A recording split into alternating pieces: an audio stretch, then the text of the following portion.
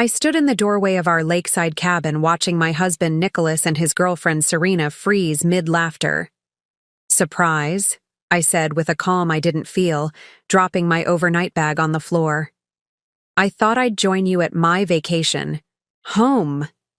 Their smug expressions vanished when my lawyer stepped in behind me, holding the property deed with my name, and only my name, in bold across the top. The golden afternoon light streamed through the floor-to-ceiling windows of the lake house, casting long shadows across the hardwood floors. Before we jump back in, tell us where you're tuning in from, and if this story touches you, make sure you're subscribed, because tomorrow I've saved something extra special for you. The scene before me seemed like something from a bad movie. My husband of 12 years lounging on our custom sectional sofa, his arm casually draped around a woman who was definitely not me. The bottle of our wedding champagne, the vintage we'd been saving for our 15th anniversary, stood empty on the coffee table between them. I'd driven 5 hours from the city after receiving a text from our neighbor, Mrs. Winters. "Thought you should know your husband's here with a young woman. They've been here 3 days now." The message had come with a photo that made my stomach drop. Nicholas helping a tall blonde carry luggage into our vacation home, the one my grandmother had left specifically to me in her will. For a moment, time seemed suspended as we stared at each other. Nicholas's face shifted from shock to guilt to something resembling indignation in the span of seconds. Serena, I knew her name from the credit card statements I'd found last month, pulled the throw blanket across her bare legs, her perfect features arranging themselves into an expression of practiced innocence. "Sylvie," Nicholas finally said, standing up and adjusting his wrinkled shirt. "This isn't... I was going to tell you." "Tell me what?" I asked, my voice steadier than I expected. "That you've moved your girlfriend into my grandmother's house? The one place that's been in my family for generations?" Serena stood now, too, brushing her long blonde hair behind her ear. She was younger than me. Of course she was, with the kind of confidence that comes from never having experienced real consequences. "Nick said you two were separated," she offered, as if that explained everything. "Did he?" I looked at my husband, the man who still shared my bed in our city apartment 3 nights ago. "How interesting." Nicholas stepped forward, his hands raised in that placating gesture I'd seen countless times during our marriage, whenever he'd been caught in a lie, whenever he needed to smooth things over. "Look, we need to talk privately. Serena, can you give us a minute?" "Actually," I said, "Serena should stay. What I have to say concerns both of you." I reached into my bag and pulled out my phone, sending a quick text before returning my attention to them. Nicholas's expression had hardened now, the initial shock giving way to the arrogance I'd watched grow over our years together as his career flourished while mine took a back seat. "Sylvie, don't make this difficult," he said, lowering his voice to that authoritative tone he used in boardrooms. "We can discuss this like adults." "Oh, I agree completely," I replied, glancing at my watch. "In fact, I've brought someone to help us do exactly that." On cue, the front door opened behind me. I didn't need to turn around to know that Edgar, my family's attorney since I was a child, had arrived. I'd called him the moment I received Mrs. Winters' text, and he'd driven up separately, bringing with him everything we needed. "Hello, Nicholas," Edgar said, his deep voice filling the room as he stepped beside me. "Ms. Sylvie asked me to join your discussion." Nicholas's face paled slightly. He recognized Edgar from the reading of my grandmother's will 3 years ago. "This is unnecessary," he said, but the slight quaver in his voice betrayed his unease. "Actually, it's entirely necessary," I countered, "especially since you seem to be under some misapprehension about this property." Edgar opened his leather portfolio, removing a document I knew by heart, the deed to the lake house, transferred solely to my name as part of my grandmother's estate. Nicholas had been furious when he discovered the house hadn't been left to both of us, had argued that, as my husband, he was entitled to half of anything I owned. I'd nearly given in, had considered adding his name just to keep the peace. How fortunate that I'd never gotten around to it. Perhaps you'd like to explain to your friend the actual ownership situation of this property, Edgar suggested, placing the deed on the coffee table.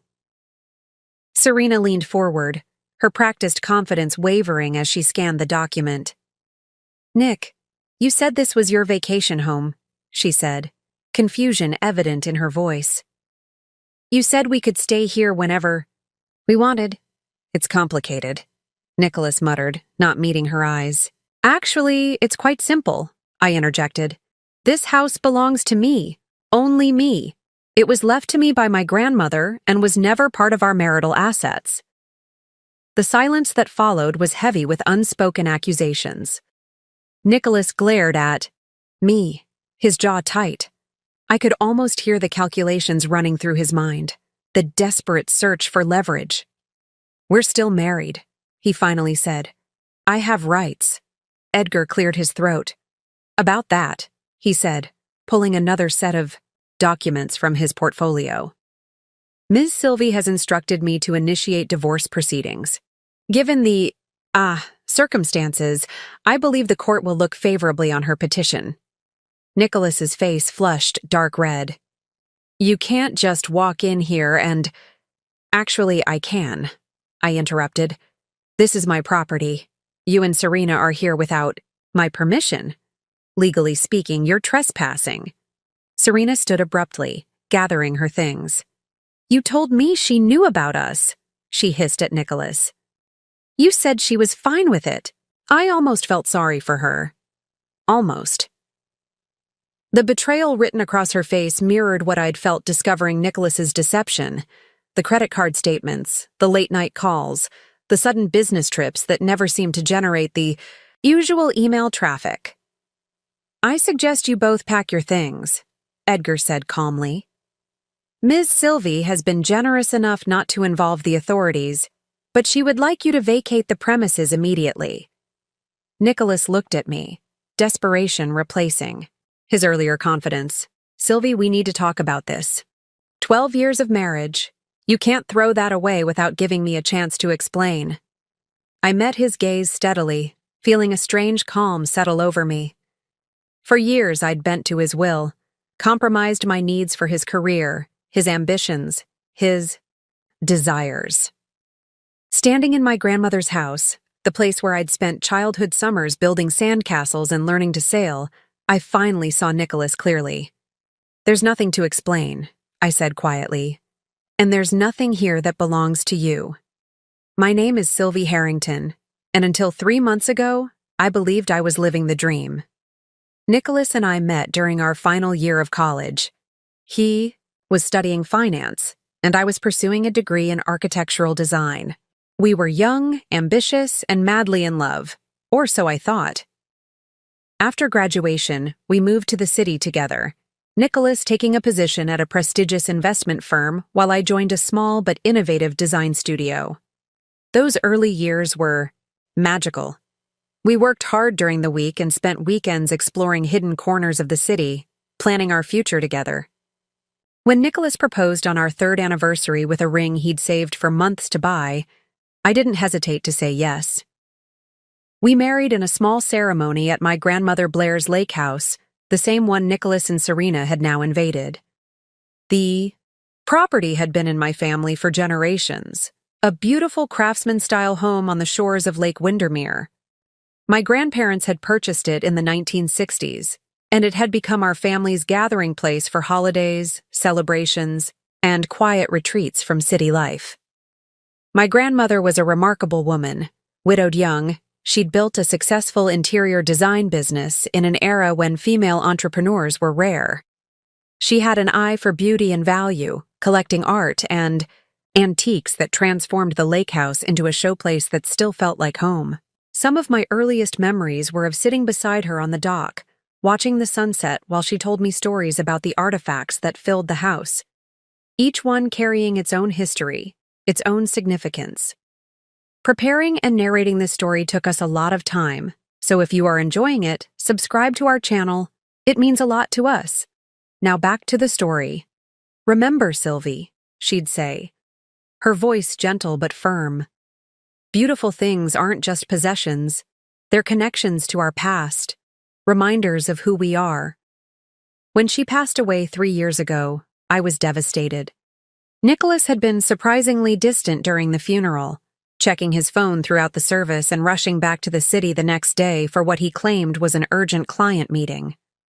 At the time, I'd attributed his behavior to discomfort. With grief, Nicholas had always struggled with emotional situations. Now, I wondered if there had been another reason for his hurry to return to the city. The reading of my grandmother's will had been a source of tension between us. She'd left me several pieces of jewelry, her art collection, and most significantly, the lake house. Nicholas had been genuinely shocked when the attorney, Edgar, the same man who now stood beside me facing down my husband and his girlfriend, announced that the property had been left solely to me, with specific language excluding it from marital assets. "Your grandmother never liked me," Nicholas had fumed during the drive back to the city. "This is her final way of showing it." "That's not true," I'd protested. "She just wanted to preserve the family connection to the house. It's been in my family for generations." "We're family, Sylvie. Or have you forgotten that?" His knuckles had whitened on the steering wheel. "What's yours is mine. That's what marriage means." To keep the peace, I'd agreed to consider adding his name to the deed.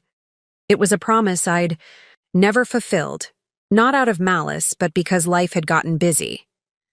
Nicholas's career had taken off, requiring frequent travel and long hours. My own work had become more demanding as I was promoted to lead designer at my firm.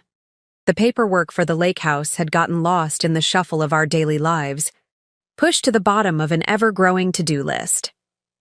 Now standing in the lakeside living room with Edgar beside me and the deed in hand, I was profoundly grateful for that oversight. Our marriage had begun to change about 2 years ago. Nicholas became increasingly absorbed in his work, canceling plans at the last minute, missing anniversaries and birthdays. When he was home, he was distant, spending hours on his phone or laptop. I told myself it was just the pressure of his job.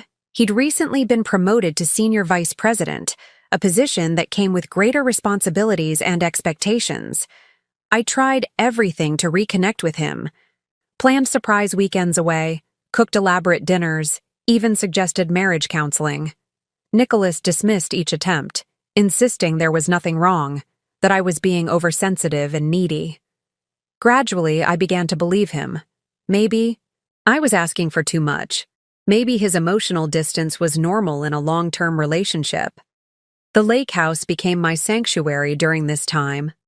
While Nicholas claimed he was too busy to join me, I'd drive up alone for weekends, finding peace in the familiar surroundings.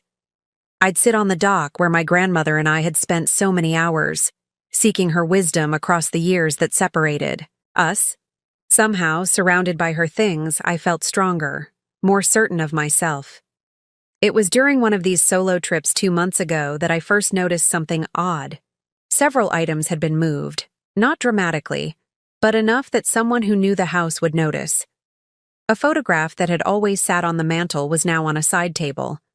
My grandmother's favorite cashmere throw, normally folded over her reading chair, was draped across the sofa. The guest room bed had been recently made, though I always closed up that room when I left. I mentioned it to Mrs. Winters, our closest neighbor and self-appointed guardian of the cove. "Oh, your husband was here last weekend," she said casually, as we chatted over the fence. "I assumed you knew." My stomach had tightened at her words. Nicholas had told me he was in Chicago for a conference that weekend. Was he alone? I asked, trying to keep my voice neutral. Mrs. Winters had hesitated, discomfort evident in her expression. "I didn't want to get involved in your business, dear," she said finally. But no, he wasn't alone. That conversation had been the first crack in the foundation of denial I'd built around our marriage. When I returned to the city, I began to pay closer attention.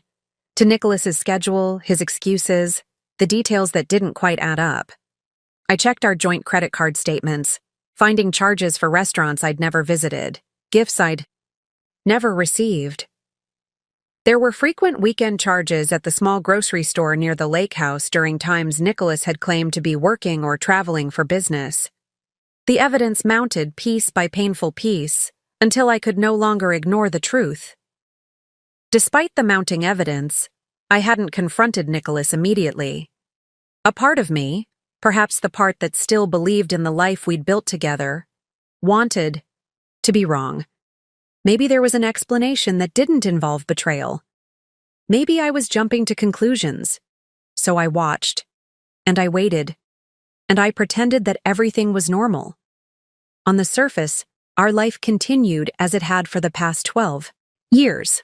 We shared meals when Nicholas was home, attended his company functions where I played the role of the supportive wife, and slept in the same bed though the distance between us grew wider by the day. Our city apartment reflected Nicholas's taste, more than mine, sleek, modern, and impersonal, like something from an upscale catalog rather than a real home. When we'd first moved in, I'd tried to add personal touches, photographs, art pieces I loved, the vintage lamps my grandmother had given me. But over time, Nicholas had replaced most of these with what he called more sophisticated pieces that better reflected his growing status. "We need to present a certain image," he'd explained when I objected to him removing the gallery wall of family photos I'd carefully arranged. "People from the firm come here. First impressions matter. Our daily routines rarely intersected anymore." Nicholas rose before dawn to hit the gym, returning just as I was leaving for work. Most evenings he came home after I'd already eaten dinner alone and settled in with a book or design project. On weekends, he was either working or attending client events that somehow never included spouses. I'd thrown myself into my career, finding satisfaction in the tangible results of my work. As a lead designer at the firm, I specialized in repurposing historic buildings, preserving their character while adapting them for modern use. The irony wasn't lost on me. I spent my days restoring beautiful but damaged structures, trying to honor their past while ensuring their future, all while my marriage crumbled around me. My colleagues noticed the change in me. Tiffany, my assistant, and closest work friend, tried to draw me out during our coffee breaks. "You don't mention Nicholas much anymore," she observed one afternoon as we reviewed samples for a downtown renovation project. "Everything okay?" I'd brushed off her concern with a practiced smile. "He's just busy with work. You know how it is during the fiscal year-end." "It's been fiscal year-end for about 6 months now," she'd replied dryly. "Just remember I'm here, if you need to talk." I appreciated her concern, but wasn't ready to voice my suspicions. Saying them aloud would make them real, would force me to make decisions I wasn't prepared to face. Instead, I channeled my energy into making the lake house truly mine.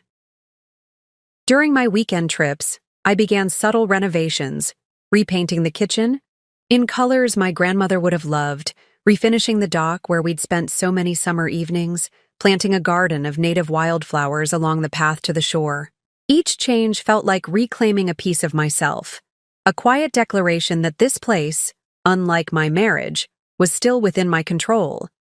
The financial arrangements of our marriage had evolved over time in ways I hadn't fully appreciated until I began examining our lives more critically. When we first married, we'd maintained separate accounts, along with a joint account for household expenses. As Nicholas's career accelerated and my income became secondary to his, he'd taken over managing our finances. "It makes sense for me to handle this," he'd insisted. "It's what I do professionally, after all." Gradually, more of my paycheck had been diverted into investment accounts he managed, leaving me with a personal allowance that seemed generous but kept me dependent on his financial decisions.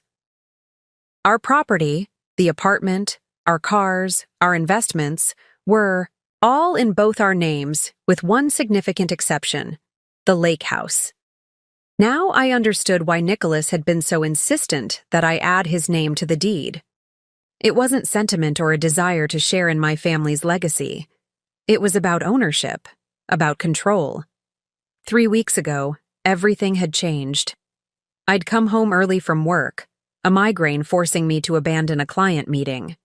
The apartment had been quiet, and I'd headed straight for our bedroom, seeking the darkness and silence that would ease my pounding head. That's when I'd found them. Not Nicholas and another woman as I might have expected, but documents spread across our bed. Property valuations for the lake house, development proposals, architectural renderings showing my grandmother's beloved home demolished, replaced by a complex of modern condominiums stretching along the shoreline. My migraine forgotten, I'd photographed everything before, carefully returning the papers to Nicholas's briefcase. That night, when he'd returned home, I'd pretended nothing had changed, though everything had. The next morning, I'd called Edgar. I need to understand exactly where I stand. Legally, I'd told him, my voice steady despite the turmoil inside me. And I need to know what Nicholas might be planning. Edgar had been my grandmother's attorney for decades and had watched me grow up. His concern was evident, but his response was professional.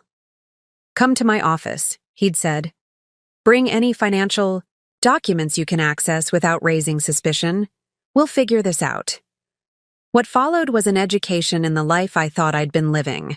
Edgar helped me trace the movement of our assets, uncovering patterns that revealed Nicholas's true priorities. He'd been systematically positioning himself for a separation that would leave him with the lion's share of our accumulated wealth, while simultaneously exploring development opportunities for the lake property, the one asset he couldn't directly control. And there's something else you should know, Edgar had said gently, sliding a folder across his desk. I had my assistant do some basic research on Nicholas's recent activities. Inside were photographs, Nicholas and a blonde woman at restaurants, at a theater, entering hotels. The same woman appeared in every image, young, beautiful, confident, Serena. According to my sources, she works at his firm, Edgar explained. Junior investment analyst, started about 18 months ago. The timeline aligned perfectly with the changes in Nicholas's behavior, with the growing distance between us. 18 months of lies. 18 months of betrayal while I made excuses for him, doubted myself, tried harder to be what he needed. What do you want to do, Sylvie? Edgar had asked, his kind eyes holding mine. For the first time in years, I'd answered without considering what Nicholas would want. What would keep the peace? What would preserve the facade of our perfect life? I want to protect what's mine, I'd said, and I want the truth. The first time I saw Serena in person was entirely by accident. I was having lunch with a client in the financial district, discussing potential designs for their new office space. We'd chosen an upscale restaurant known for its discretion and privacy, the kind of place where business deals were negotiated over expertly prepared meals. I was midway through explaining my concept for incorporating the company's heritage into a modern workspace when I saw them, Nicholas and Serena, being seated at a corner table with the kind of attentive service reserved for regular patrons. Nicholas's hand rested possessively on the small of her back as they followed the maitre d'. His fingers splayed across the silky fabric of her dress in a gesture of casual intimacy that he'd once reserved for me. My words faltered, and my client turned to follow my gaze. Isn't that your husband? She asked, her voice lowered. Nicholas Harrington from Westbrook Capital? I forced a smile, trying to steady my trembling hands beneath the table. Yes, must be a business lunch. With Serena Wright? My client raised an eyebrow. She's making quite a name for herself as their newest rising star. I heard she closed the Peterson deal single-handedly last month. The rest of the lunch passed in a blur. I nodded at appropriate intervals, made notes I couldn't later decipher, and somehow managed to conclude our meeting without betraying the hurricane of emotions raging inside me. As we parted ways in front of the restaurant, I deliberately took the path that would lead me past their table. Nicholas saw me first. The flash of panic in his eyes was quickly replaced by a practiced smile as he stood to greet me. Sylvie, what a surprise. His voice carried just the right note of pleased coincidence. We were just discussing the Eastbrook portfolio. Serena's been instrumental in restructuring their investments. Serena looked up, a flicker of uncertainty crossing her features before her professional mask slipped into place. She extended her hand with a confidence that seemed slightly forced. "It's so nice to finally meet you," she said, her voice warm and controlled. "Nicholas speaks of you often." I wondered what exactly he had told her about me as I shook her hand. Did she know about our fights over the lake house? Had he shared his frustrations about my refusal to relocate when his firm offered him a position in their London office? Did she believe she was in love with the real Nicholas, or merely the version he presented to the world? "Likewise," I replied, my own smile firmly in place. "I hope I'm not interrupting anything important." "Just business," Nicholas assured me. Quickly, too quickly. I noticed the details then, the half-empty wine glasses, though it was barely 1 p.m., the lack of papers or portfolios that would indicate a business meeting, the slight smudge of her lipstick, and the corresponding mark on his water glass. "Don't let me keep you," I said, adjusting my bag on my shoulder. "I have a client waiting for design revisions. Nice meeting you, Serena." As I walked away, I heard Nicholas's low murmur. "She doesn't suspect anything," and Serena's soft laugh in response. That night, Nicholas came home later than usual. I was sitting at the kitchen island, reviewing contracts for an upcoming project. When he walked in reeking of expensive scotch and Serena's distinctive perfume, a scent I'd caught at the restaurant and now recognized from traces left in our apartment on days he claimed to work late. "You're still up," he said, loosening his tie as he dropped his keys into the bowl by the door. "Deadline?" "Something like that." I kept my voice neutral, watching as he poured himself a glass of water, his movements precise despite the alcohol. I could smell on his breath. "How was your day?" "Productive," he replied, leaning against the counter. "We're making progress on the Jensen acquisition." Another lie, delivered without hesitation. I wondered how many similar untruths I'd accepted over the years, how long I'd been living with this stranger who wore my husband's face. "I ran into you at Maison Laurent today," I said, observing his reaction carefully. "You and Serena seemed engrossed in your business discussion." A brief tensing of his shoulders was the only indication that my words had registered. His face remained impassive, his voice steady.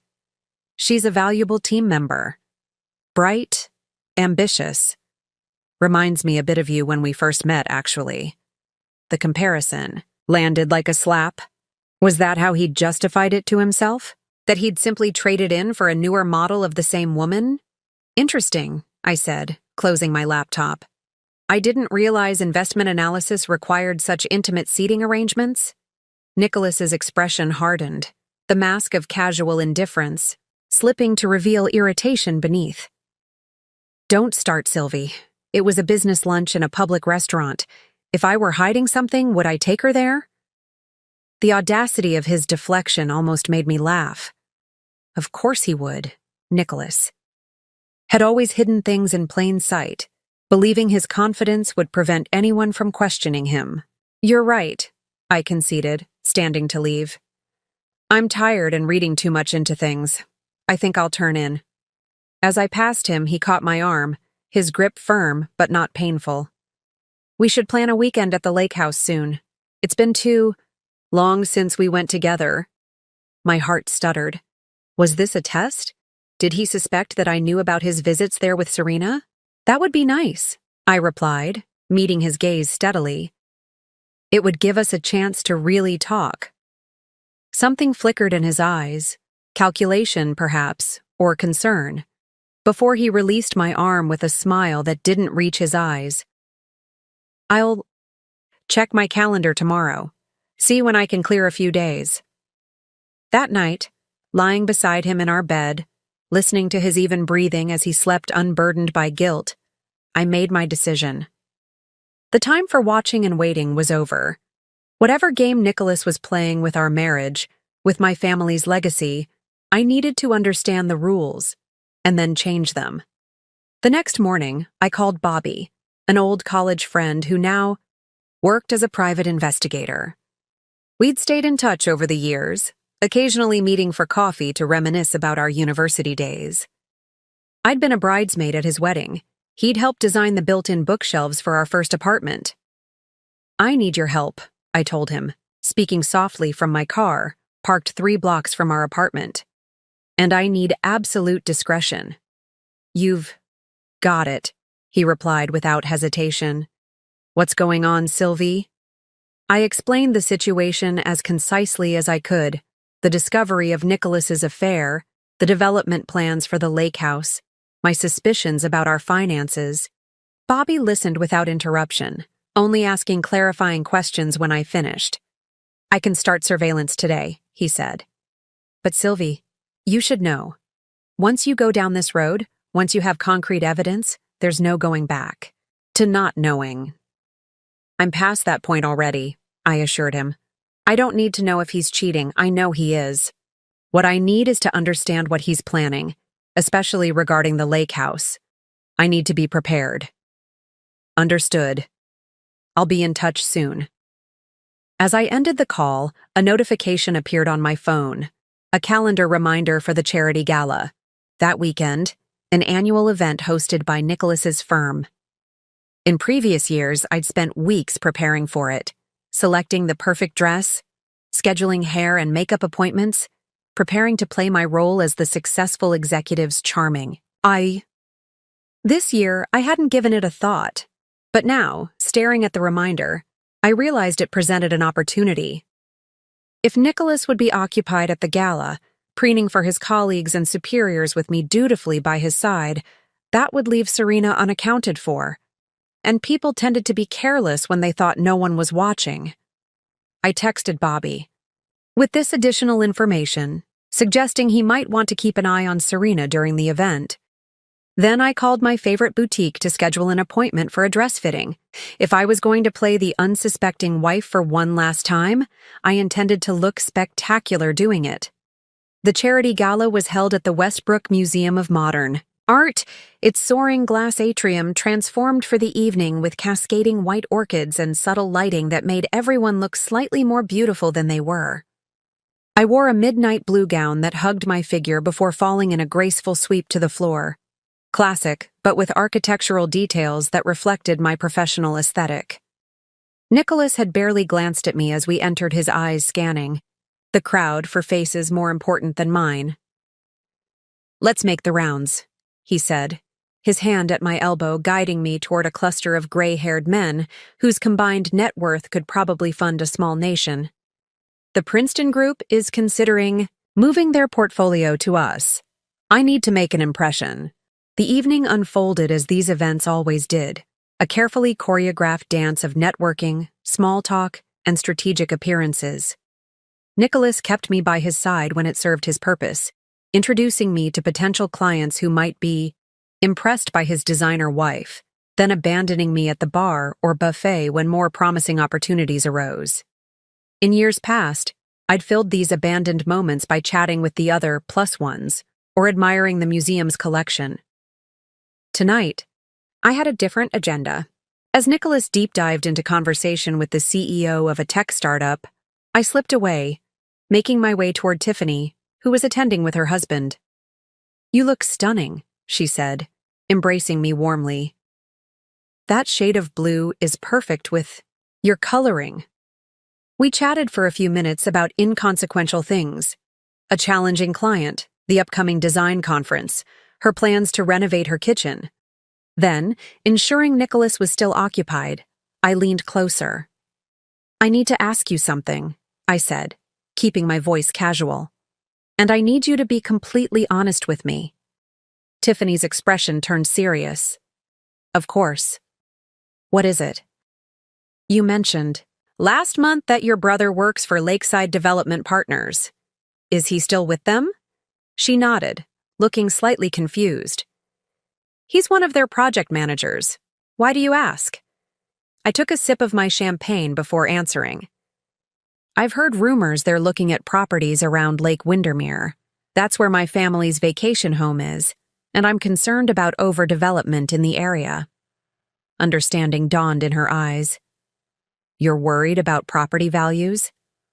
Among other things, I replied vaguely. If you wouldn't mind asking him what he knows about their plans, I'd appreciate it. Discreetly, of course. Consider it done, she promised. I'm having dinner with him tomorrow night. I'll text you afterward. Our conversation shifted to safer topics as I noticed Nicholas approaching, his expression indicating he'd registered my absence and wasn't pleased. He joined our circle with practiced charm, complimenting Tiffany's dress and asking after her husband, but I could feel the tension radiating from him. I was just telling Sylvie about the Anderson project, Tiffany said smoothly. The client doubled their budget after seeing her initial designs. Nicholas's smile didn't reach his eyes. That's my wife, always exceeding expectations. As the evening progressed, I noticed something I might have missed before. How Nicholas carefully managed not to be photographed near certain colleagues, particularly the younger female associates. His awareness of sightlines, his strategic positioning during group photos, all suggested a man accustomed to managing appearances. And then I saw her. Not physically present at the gala, but in a photograph on the firm's Rising Stars display near the entrance. Serena Wright, looking confident and professional in a tailored suit, her blonde hair pulled back in a sleek ponytail. The accompanying text praised her innovative approach to client portfolios and mentioned her recent promotion to associate director, a promotion that would typically have been announced at this very gala, with the recipient present to accept congratulations. Yet Serena was conspicuously absent. My phone vibrated in my clutch. Excusing myself to the ladies' room, I checked the message. A text from Bobby with an attachment. Subject B at location A with unknown male. Photos attached. I locked myself in a stall before opening the attachment. The images showed Serena entering our lake house, accompanied by a man who wasn't Nicholas. Older, distinguished-looking, wearing an expensive suit. I recognized him instantly. Martin Lockwood, the CEO of Lakeside Development Partners. My hands shook slightly as I typed a response. Need more info on male subject and nature of meeting. Bobby's reply came quickly. On it. Stay at event as planned. Will update. When I returned to the gala, Nicholas was deep in conversation with the firm's founder, an intimidating man in his 70s who rarely attended social functions. I hung back, not wanting to interrupt what was clearly an important moment for Nicholas's career ambitions. From my vantage point, I could observe without being noticed, watching as Nicholas nodded earnestly, his body language deferential yet confident. I caught fragments of their conversation as a waiter passed with a tray of champagne. Completely confidential until the papers are signed. Assured me the lakefront acquisition is proceeding as planned. Wright has been invaluable in positioning the assets. My blood ran cold. They were discussing the lake house, my lake house, as if its acquisition was already a foregone conclusion. And Serena was somehow involved in the plan. As I processed this information, my phone vibrated again. Another message from Bobby. Meeting appears to be site evaluation, development plans being discussed, blueprints visible, recording audio when possible. I slipped my phone back into my clutch just as Nicholas looked up, catching my eye across the room. He excused himself from the conversation and made his way toward me, his expression unreadable. There you are, he said, his tone light but his eyes assessing. I was beginning to think you'd abandoned me. Just freshening up, I replied, matching his casual tone. Important conversations happening tonight? Something flickered across his face, surprise, perhaps, that I'd noticed the significance of his interaction with the founder. Potentially. James might be stepping back from day-to-day operations soon. There's talk of restructuring the leadership team. Another half-truth. Whatever was being discussed was far more specific than a vague leadership restructuring. That sounds promising for you, I said, maintaining my supportive wife persona while my mind raced with the implications of what I'd learned. Nicholas checked his watch, an antique Patek Philippe that had been a gift from my grandmother on our wedding day. It's getting late. We should think about heading home soon. As we made our goodbyes, collecting our coats and waiting for the valet to bring our car, I felt Nicholas studying me with unusual intensity. "You're quiet tonight?" he observed as we slid into the Mercedes. "Everything all right?" I turned to him, wondering if he could see the difference in me, if he could tell that the woman sitting beside him was no longer the trusting wife he'd manipulated for years. "Just tired," I said, offering a small smile. "It's been a long week." Reached across the console to take my hand, a gesture that would have once thrilled me with its spontaneity. Now I recognized it for what it was, calculated affection designed to reassure and disarm. "I've been thinking about what you said about the lake house," he said, his eyes on the road ahead. "You're right. We should spend more time there. In fact, I've cleared my schedule for next weekend. What do you say we drive up Friday morning? Just the two of us." My heart raced as I processed the implication. Nicholas wanted to take me to the lake house, the same place where Serena was currently meeting with a development executive, the same property they were apparently planning to acquire and demolish. "That sounds perfect," I replied, squeezing his hand gently before releasing it. "I've missed our time there." As we drove through the nighttime city toward our apartment, I gazed out the window at the glittering skyline, my mind working through scenarios and timelines. Whatever Nicholas and Serena were planning, they clearly intended to accelerate their timeline, which meant I needed to accelerate mine as well. When we arrived home, Nicholas headed straight for the shower, a ritual after these events, washing away the scent of cigarette smoke and perfume that clung to his clothes. As the water ran, I quickly checked my phone for updates from Bobby. His latest message contained a single audio file with the text, "Listen immediately, delete after." I waited until Nicholas was asleep before listening to the recording Bobby had sent. Slipping into the guest bathroom, I locked the door, turned on the fan to mask any sound, and plugged in my earbuds. The audio was surprisingly clear. Bobby had somehow managed to place a device close enough to capture Serena's conversation, with Martin Lockwood in detail.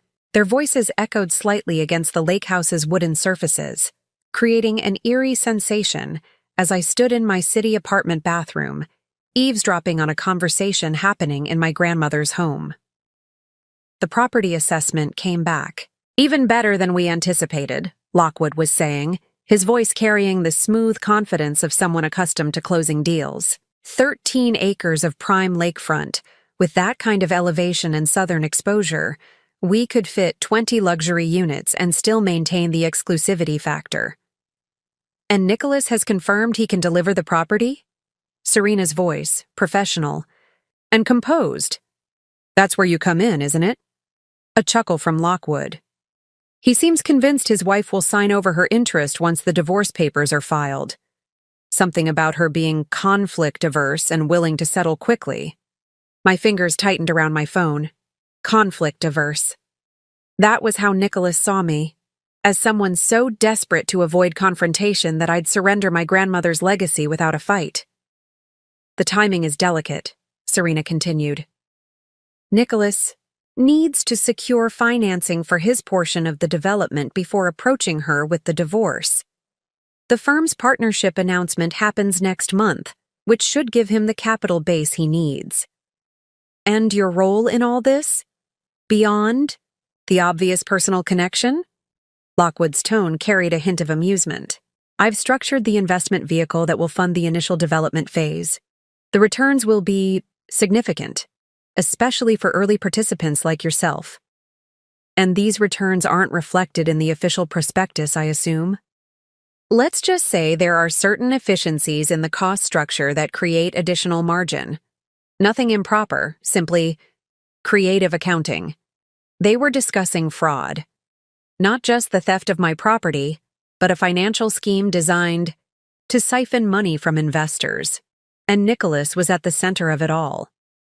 The conversation continued, detailing construction timelines, marketing strategies, and the delicate maneuvering required to keep the project under wraps until all the pieces were in place.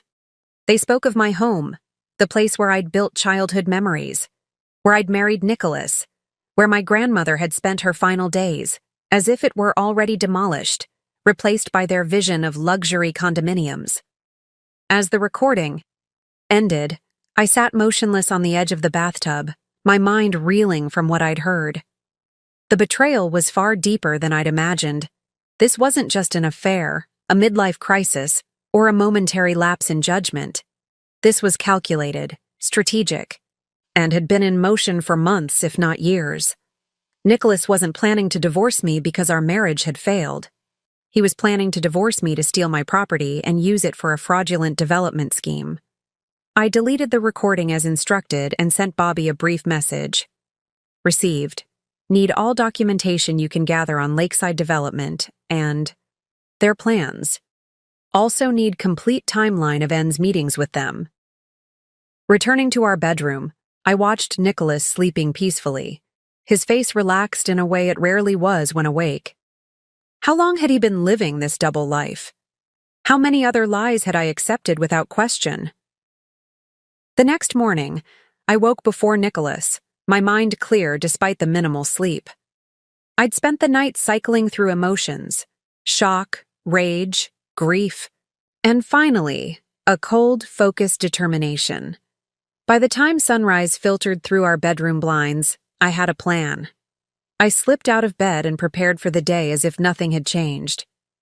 Coffee brewing, breakfast laid out, the morning newspaper folded beside Nicholas's plate, all the small rituals of our marriage performed with mechanical precision, while my mind worked on a completely different track. Nicholas emerged from the bedroom looking slightly haggard from the previous night's champagne, but pulled together in the way that successful men in our circle always managed to be. Even at their worst, they presented an image of control. "You're up early," he observed, accepting the coffee I handed him. "Plans today?" "Just some errands," I replied, keeping my tone casual. "Thought I'd pick up a few things for the lake house next weekend. Maybe new linens for the guest room. It's been ages since we refreshed anything there." A flicker of something, concern, confusion, crossed his face before he masked it with a smile. "Good idea. Maybe grab some of that local wine we like too. Make it a proper getaway." He was playing along, maintaining the fiction that our upcoming trip was a romantic retreat rather than whatever he had actually planned. I wondered if Serena would be there, hidden nearby, waiting for some signal. Or perhaps this was when Nicholas intended to serve me with divorce papers, choosing a private location where my reaction wouldn't be witnessed. "Absolutely," I agreed, sipping my own coffee. "It'll be nice to have uninterrupted time together. We can talk about the future." Nicholas's phone chimed with a message. He glanced at it, his expression shifting subtly before he tucked the device into his pocket. "I need to head into the office for a few hours. Some issues with the Jensen portfolio that can't wait until Monday." Another lie. It was becoming almost comical how easily they flowed from him, how little effort he put into making them convincing now that he believed I suspected nothing. "Of course," I said, leaning in to accept his perfunctory kiss on my cheek. "Will you be home for dinner?" "Don't count on it. These things can drag on." He was already moving toward the door, gathering his keys and wallet. "Don't wait up." The door closed behind him.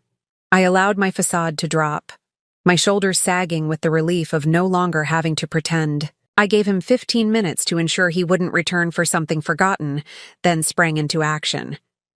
First, I called Edgar, requesting an emergency meeting at his office. Then I contacted Bobby, asking him to continue surveillance on both Nicholas and Serena. Finally, I reached out to Tiffany, confirming our lunch plans for that afternoon. A casual meetup that would provide the perfect cover for what I really intended to do. Before leaving the apartment, I went to Nicholas's home office, a space he'd claimed was off-limits due to client confidentiality concerns. This had never bothered me before. I'd respected his professional boundaries just as he respected mine.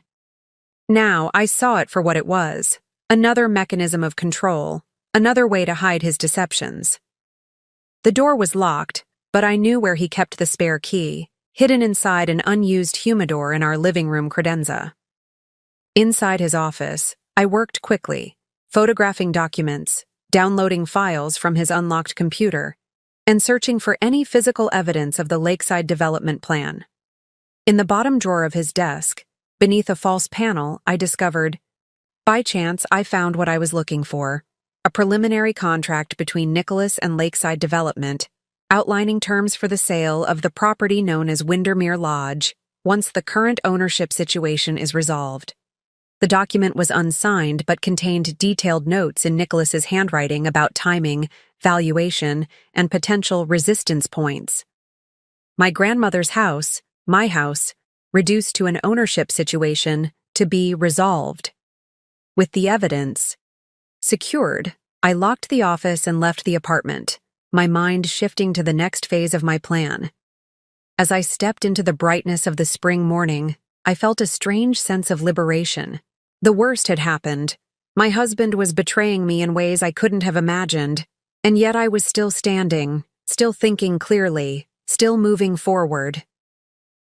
Edgar's office occupied the top floor of a brownstone in the historic district, a space that reflected his decades of practice, traditional without being stuffy, elegant without ostentation. As his assistant showed me in, I noticed he'd already prepared for our meeting, files spread across his desk, his computer displaying property records for the lake house. "Sylvie," he greeted me, standing as I entered. I cleared my schedule as, "Soon as I got your call." I placed my phone on his desk, the screen displaying the photos I'd taken of Nicholas's hidden documents. It's worse than we thought.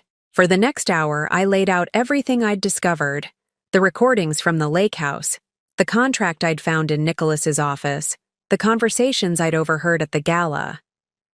Edgar listened without interruption, occasionally making notes, or examining the evidence I presented. "This is extensive," he said finally, removing his reading glasses and pinching the bridge of his nose. "Nicholas has overplayed his hand, legally speaking. What they're planning borders on fraud, particularly the investment structure Serena described. Can they take the lake house? That was my primary concern. Everything else was secondary." Edgar shook his head firmly. "Not without your signature. The property is solely in your name, and your grandmother's will included specific language preventing transfer without your explicit consent. But Nicholas clearly believes he can pressure you into signing once he serves divorce papers. He's planning to take me to the lake house next weekend," I said, the reality of the situation sending a chill through me. "I think that's when he intends to present the divorce and pressure me to sign over the property." Edgar's expression darkened. "That's concerning. Isolated location, emotional manipulation, classic pressure tactics." He leaned forward, his voice gentle but firm. "Sylvie, I don't think you should go to the lake house with him. It's not safe." "I agree," I replied, surprising him with my calm. "But I'm not going to cancel either. I'm going to turn his plan against him." I outlined what I had in mind, a counter-move that would require precise timing and Edgar's full support. As I spoke, his expression shifted from concern to cautious approval. "It's risky," he warned. "If Nicholas realizes what you're doing before everything is in place, he won't," I said with more confidence than I felt. "Nicholas's greatest weakness has always been his arrogance. He believes I'm too conflict-averse to stand up to him, too naive to uncover his schemes. He won't see this coming." Edgar studied me for a long moment before nodding. "I'll make the necessary arrangements. But I want a backup plan in place. If anything seems off, you call me immediately." Agreed. As I left Edgar's office, my phone buzzed with a text from Bobby. "N meeting with S at downtown hotel, continuing surveillance." I texted back a brief acknowledgement before heading to my lunch with Tiffany.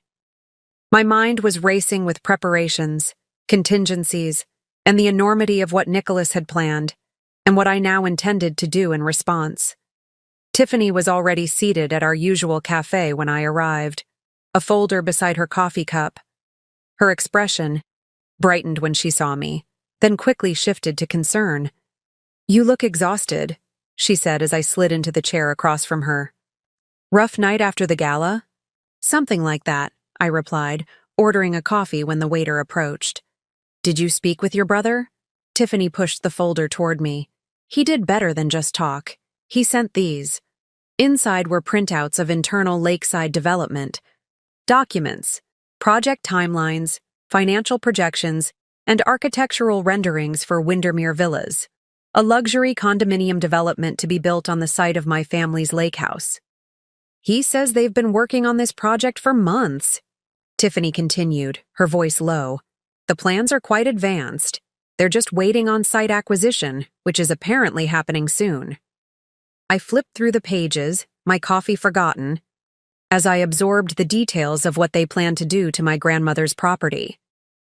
The beautiful craftsman home would be demolished, the ancient oak trees cleared, the natural shoreline replaced with concrete retaining walls to maximize the number of units with water access. "Did he mention who their contact was for the acquisition?"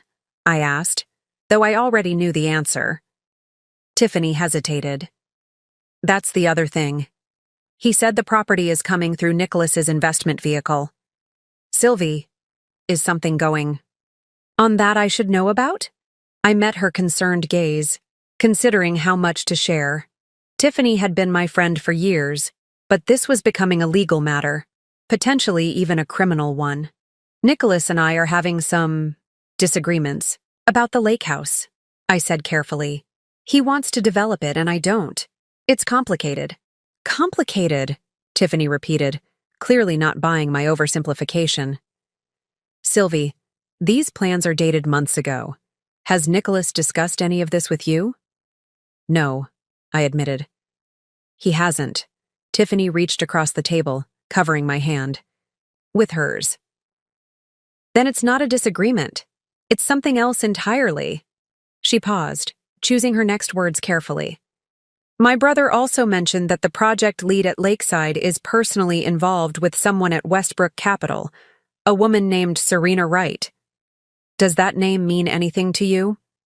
The pieces were falling into place, each new revelation confirming what I already suspected. Nicholas, Serena, and Martin Lockwood had created an intricate web of professional and personal connections, all centered around my property. "It does," I replied, deciding to trust Tiffany with at least part of the truth. "Nicholas is having an affair with her." Tiffany's eyes widened. "Oh, Sylvie, I'm so sorry." "Don't be," I said, surprising myself with how steady my voice remained. "I'm handling it." She studied my face for a moment, then nodded slowly. "I believe you are. What can I do to help?" "These documents," I said, tapping the folder. "Can I keep them? And can you ask your brother to keep me informed about any developments with the project?" "Of course." He was actually pretty disturbed when he realized whose property they were planning to develop. Said it felt underhanded, especially with all the secrecy surrounding the acquisition. After lunch, I took the documents straight to Edgar's office, adding them to the growing pile of evidence. He examined the renderings with a deep frown. "They've invested significant resources in this," he noted. "Architecture, engineering, marketing materials, all before securing the property? That's unusual." "Not if they believed the acquisition was guaranteed," I replied. "Nicholas must have assured them I would sign." Edgar looked up from the documents, his expression grave. "Sylvie, this goes beyond a matrimonial dispute or even a dishonest real estate deal.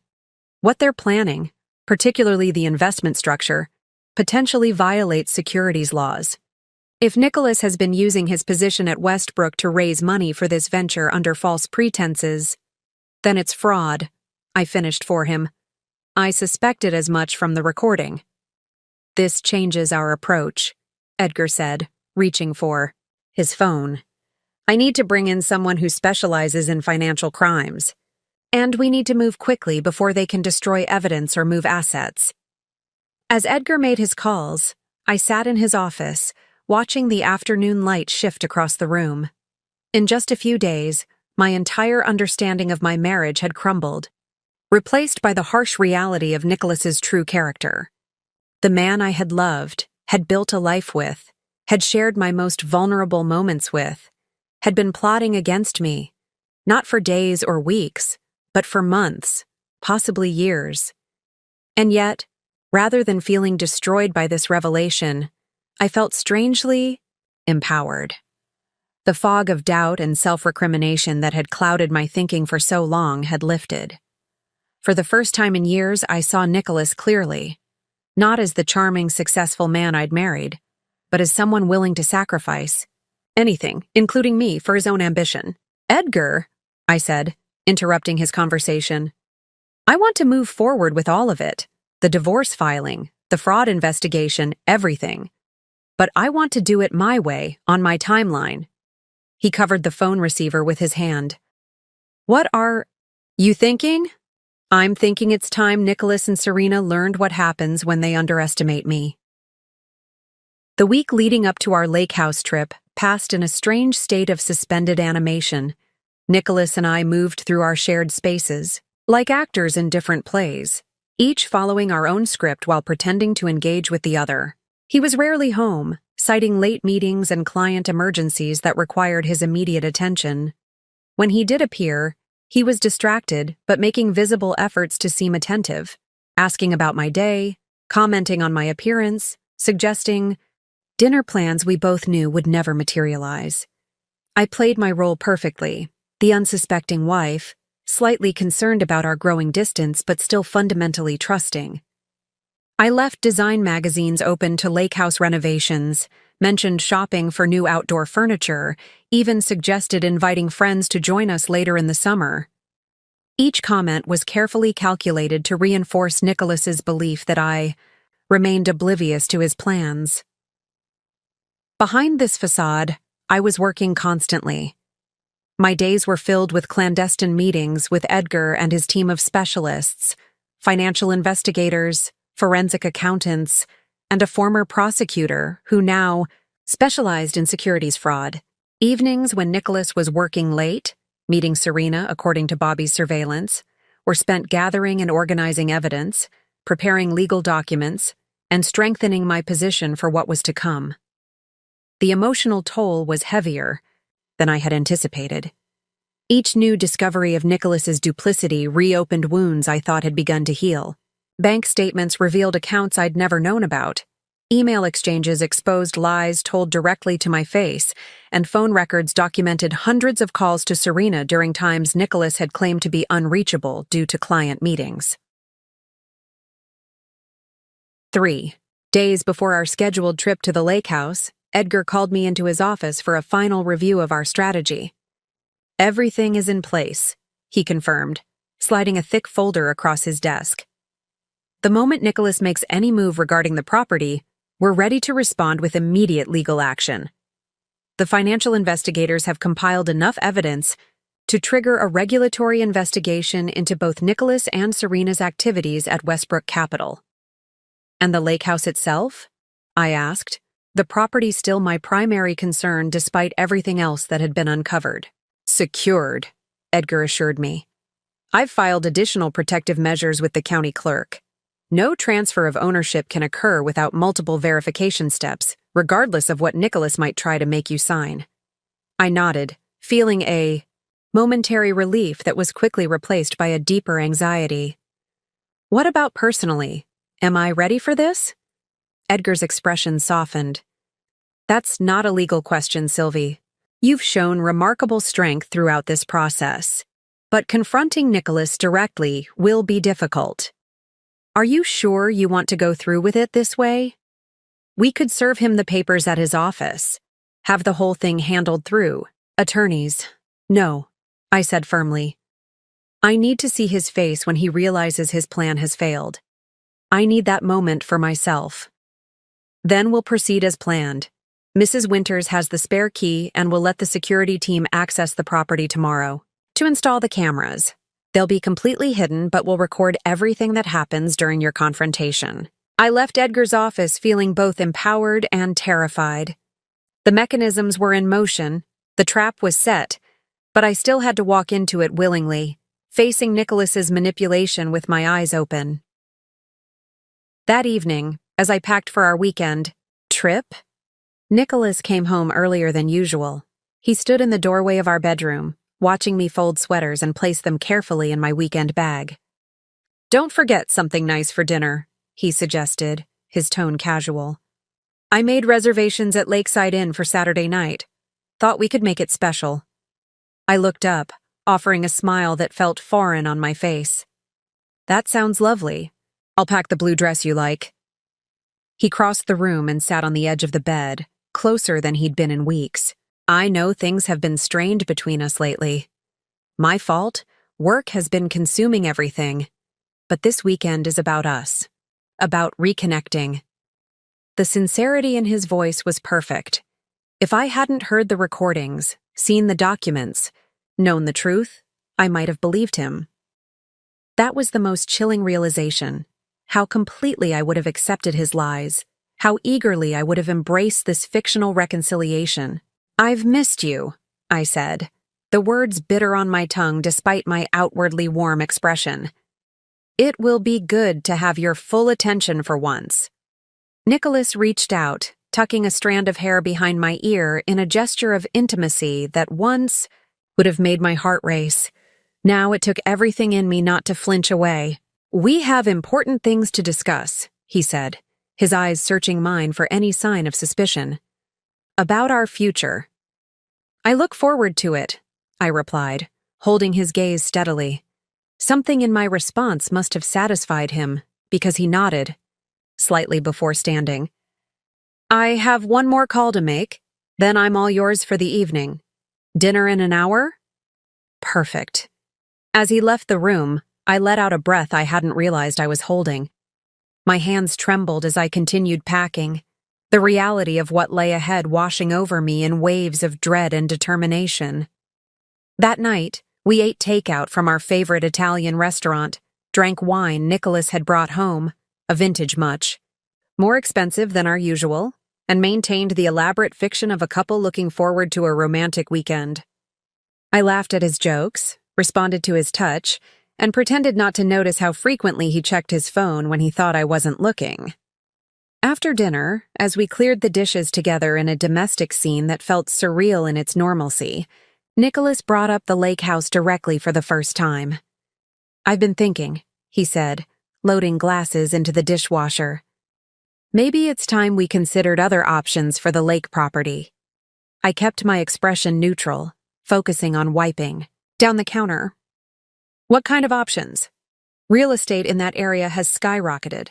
We're sitting on an incredibly valuable asset that's only used a few weeks each year." "It's not just an asset, Nicholas," I replied, careful to keep my tone curious rather than defensive. "It's my family's home, my heritage." He moved behind me, placing his hands on my shoulders in what was meant to be a comforting gesture. "I understand the sentimental value, but sometimes we need to make practical decisions for our future." "What exactly are you suggesting?" I asked, turning to face him. "Nothing concrete yet," he backpedaled smoothly. "Just that we should discuss possibilities while we're there, see it with fresh eyes." I nodded slowly, as if considering his words. "You're right. We should definitely discuss it. This weekend." "Exactly," he said, visibly relieved by my apparent receptiveness. "We'll talk through everything." That night, as Nicholas slept beside me, I lay awake staring at the ceiling, mentally rehearsing what was to come. The pain of betrayal had hardened into something else, a steely resolve that would carry me through the coming confrontation. Nicholas had underestimated me for the last time. In less than 48 hours, he would understand exactly who he had been dealing with all along. We left for the lake house early Friday morning, the Mercedes packed with our weekend bags and the groceries Nicholas had insisted on purchasing. Himself. Imported cheeses, expensive wines, gourmet ingredients for meals he never normally cooked. The performance was flawless, down to the playlist of songs from our early dating years streaming through the car's speakers as we drove out of the city. "Remember when we used to make this drive in your old Volvo?" Nicholas asked, his tone nostalgic, as we merged onto the highway. "That thing barely made it up the hills." "It got us there," I replied, allowing myself to be drawn into the reminiscence. "And it had character." "Character is one word for it," he laughed. "I think death trap might be more accurate." The conversation flowed with surprising ease as we covered the familiar route north toward Lake Windermere. Nicholas was charming, attentive, and seemingly relaxed, all the qualities that had made me fall in love with him years ago. If I didn't know better, I might have believed this was a genuine attempt to reconnect, to salvage what remained of our marriage. But I did know better. Every anecdote he shared, every tender glance, every casual touch on my arm was calculated. This was Nicholas preparing the ground, softening me up for whatever he planned to spring on me at the lake house. I played along, matching his warmth while maintaining a careful emotional distance that I disguised as lingering work stress. "Sorry," I said, after checking my phone for the third time in an hour. "The Anderson project is in its final phase, and the client keeps requesting last-minute changes." Nicholas waved it off magnanimously. "No apologies necessary. I understand better than anyone how clients can be. But maybe try to unplug this weekend? For both our sakes." "You're right," I agreed, slipping my phone back into my bag after sending a quick coded text to Edgar, confirming we were on schedule. This weekend is about us. As we turned onto the familiar winding road that led to the lake, I felt a flutter of anxiety in my chest. The property came into view gradually. First the stand of ancient oak trees that marked the boundary line, then the glimmer of water beyond, and finally the house itself, its weathered cedar shingles and river stone chimney as beautiful and timeless as ever. Nicholas pulled into the gravel driveway and cut the engine. For a moment, we both sat in silence, taking in the view. "It really is spectacular," he said finally. "Your grandmother had incredible taste." "She did," I agreed, my throat tightening at the mention of my grandmother. What would she think of? What Nicholas had planned for her beloved home? What would she think of my response? We carried our bags inside, the familiar scent of pine and lake air washing over me as I stepped through the door. Everything looked exactly as it always had. The worn but immaculate Persian rugs, the shelves of leather-bound books, the comfortable furniture arranged to maximize the view of the lake. Only I knew about the invisible additions. The discreet cameras Edgar's security team had installed, recording every moment, every conversation that would unfold here. "I'll get the groceries," Nicholas offered. "Why don't you open a bottle of wine? We can have a glass on the dock before unpacking." "Perfect," I agreed, heading toward the kitchen while he returned to the car. As I selected a bottle from the wine rack and retrieved glasses from the cabinet, I allowed myself a moment to breathe, to center myself for what was coming. This house had always been my safe place, my sanctuary. Now it was about to become the setting for the most difficult confrontation of my life. Nicholas returned with the grocery bags, efficiently unpacking them while I uncorked the wine. We moved around each other with the practiced ease of a long-married couple, a choreography perfected over years of shared domestic life. The familiarity of it sent a pang of genuine grief through me, not for what I was about to lose, but for what I had already lost long before I discovered Nicholas's betrayal. "Shall we?" he asked, taking the glasses I had poured. We walked down to the dock together, settling into the weathered Adirondack chairs that had been there since my childhood. The lake stretched before us, its surface rippling with the gentle afternoon breeze. In the distance, a boat moved slowly along the opposite shore, leaving a trail of white wake behind it. "Remember when we took your father's rowboat out that first summer?" Nicholas asked, handing me a glass. "And I tried to impress you by catching fish for dinner? And caught exactly nothing," I finished, smiling despite myself at the memory. We ended up eating peanut butter sandwiches instead. Not my finest moment, he admitted with a self-deprecating laugh. But you married me anyway. I looked at him, over the rim of my wine glass, studying the face I had once known better than my own. When had he changed? Or had he always been this person, and I simply hadn't wanted to see it? Why did you marry me, Nicholas? I asked, the question emerging unbidden. He looked startled, then thoughtful. Because I loved you. Because you were different from any woman I'd ever met. You were talented, kind, genuine. You saw the world in a way that fascinated me. And now? I pressed, unable to stop myself. A shadow crossed his face. What do you mean? Do you still see me that way? Or has something changed? Nicholas set his glass down carefully on the arm of his chair. Sylvie, where is this coming from? I'm just wondering if we still know each other, I said, keeping my tone conversational, though my heart was pounding. People change over time. Their priorities shift. I wonder sometimes if we've grown in different directions without realizing it. He reached across the space between our chairs, taking my hand in his. That's why we're here. To reconnect. To make sure we're still growing together. The lie was so beautifully delivered, so perfectly calibrated to reassure me, that for a fleeting moment I almost wished it were true. Almost. I'd like that, I said softly, withdrawing my hand under the pretense of reaching for my wine. We sat, in silence for a while, watching the changing patterns of light on the water as the afternoon began its slow transition toward evening. The tension between us was palpable, Nicholas clearly wondering if I suspected anything, me wondering when and how he planned to make his move. Finally, he stood. I should start dinner. I promised you my famous grilled salmon, didn't I? You? Did, I acknowledged. I'll be up in a few minutes. I just want to sit here a little longer.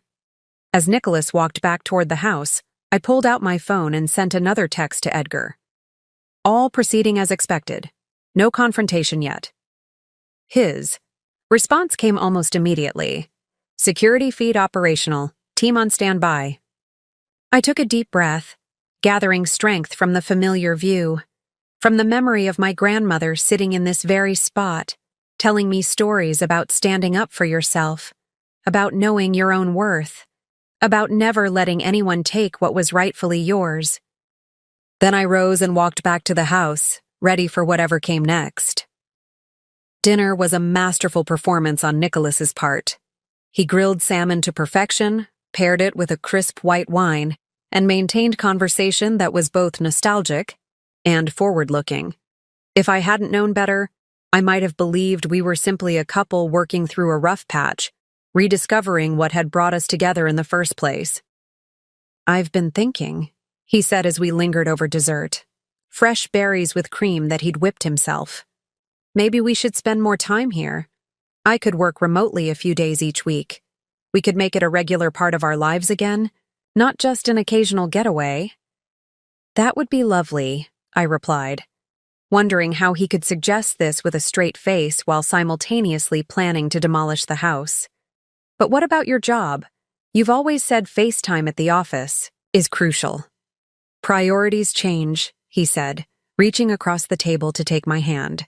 I've been reconsidering what's really important. Success means nothing if you don't have someone to share it with. The sentiment was so perfectly crafted, so exquisitely hypocritical that I nearly laughed. Instead, I squeezed his hand gently. I'd like that. This place has always been special to me. I know, he said, his thumb tracing circles on my palm. It's part of your heritage, your family history. There it was, the first subtle move in his gambit.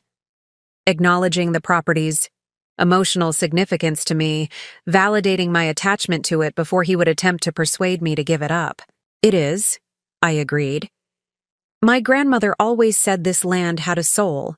That's why she was so specific about keeping it in the family. A flicker of something, annoyance, impatience, crossed Nicholas's face before his expression smoothed back into attentive interest. She was a remarkable woman, very particular about her wishes. She knew what she wanted, I said, and she wasn't afraid to protect it. Nicholas withdrew his hand, reaching for his wine glass. She certainly did. Speaking of the property, though, I've been wondering if we're making the best use of it. Oh? I kept my tone neutral, curious rather than defensive. Property values in this area have increased dramatically in the last few years, he said, slipping into the confident, professional tone he used when explaining financial matters. This much lakefront acreage represents a significant asset that's currently underutilized. I hadn't thought of my family home as an asset to be utilized, I replied, allowing a hint of resistance to show. Nicholas backpedaled smoothly. Of course not, and that's not really what I meant. It's just that there might be ways to honor your grandmother's legacy while also securing our financial future. What did you have in mind? I asked, as if genuinely curious about his thoughts. He set down his wine glass, leaning forward slightly. There's been some interest from developers who specialize in luxury properties. They're looking for unique locations like this one. Developers?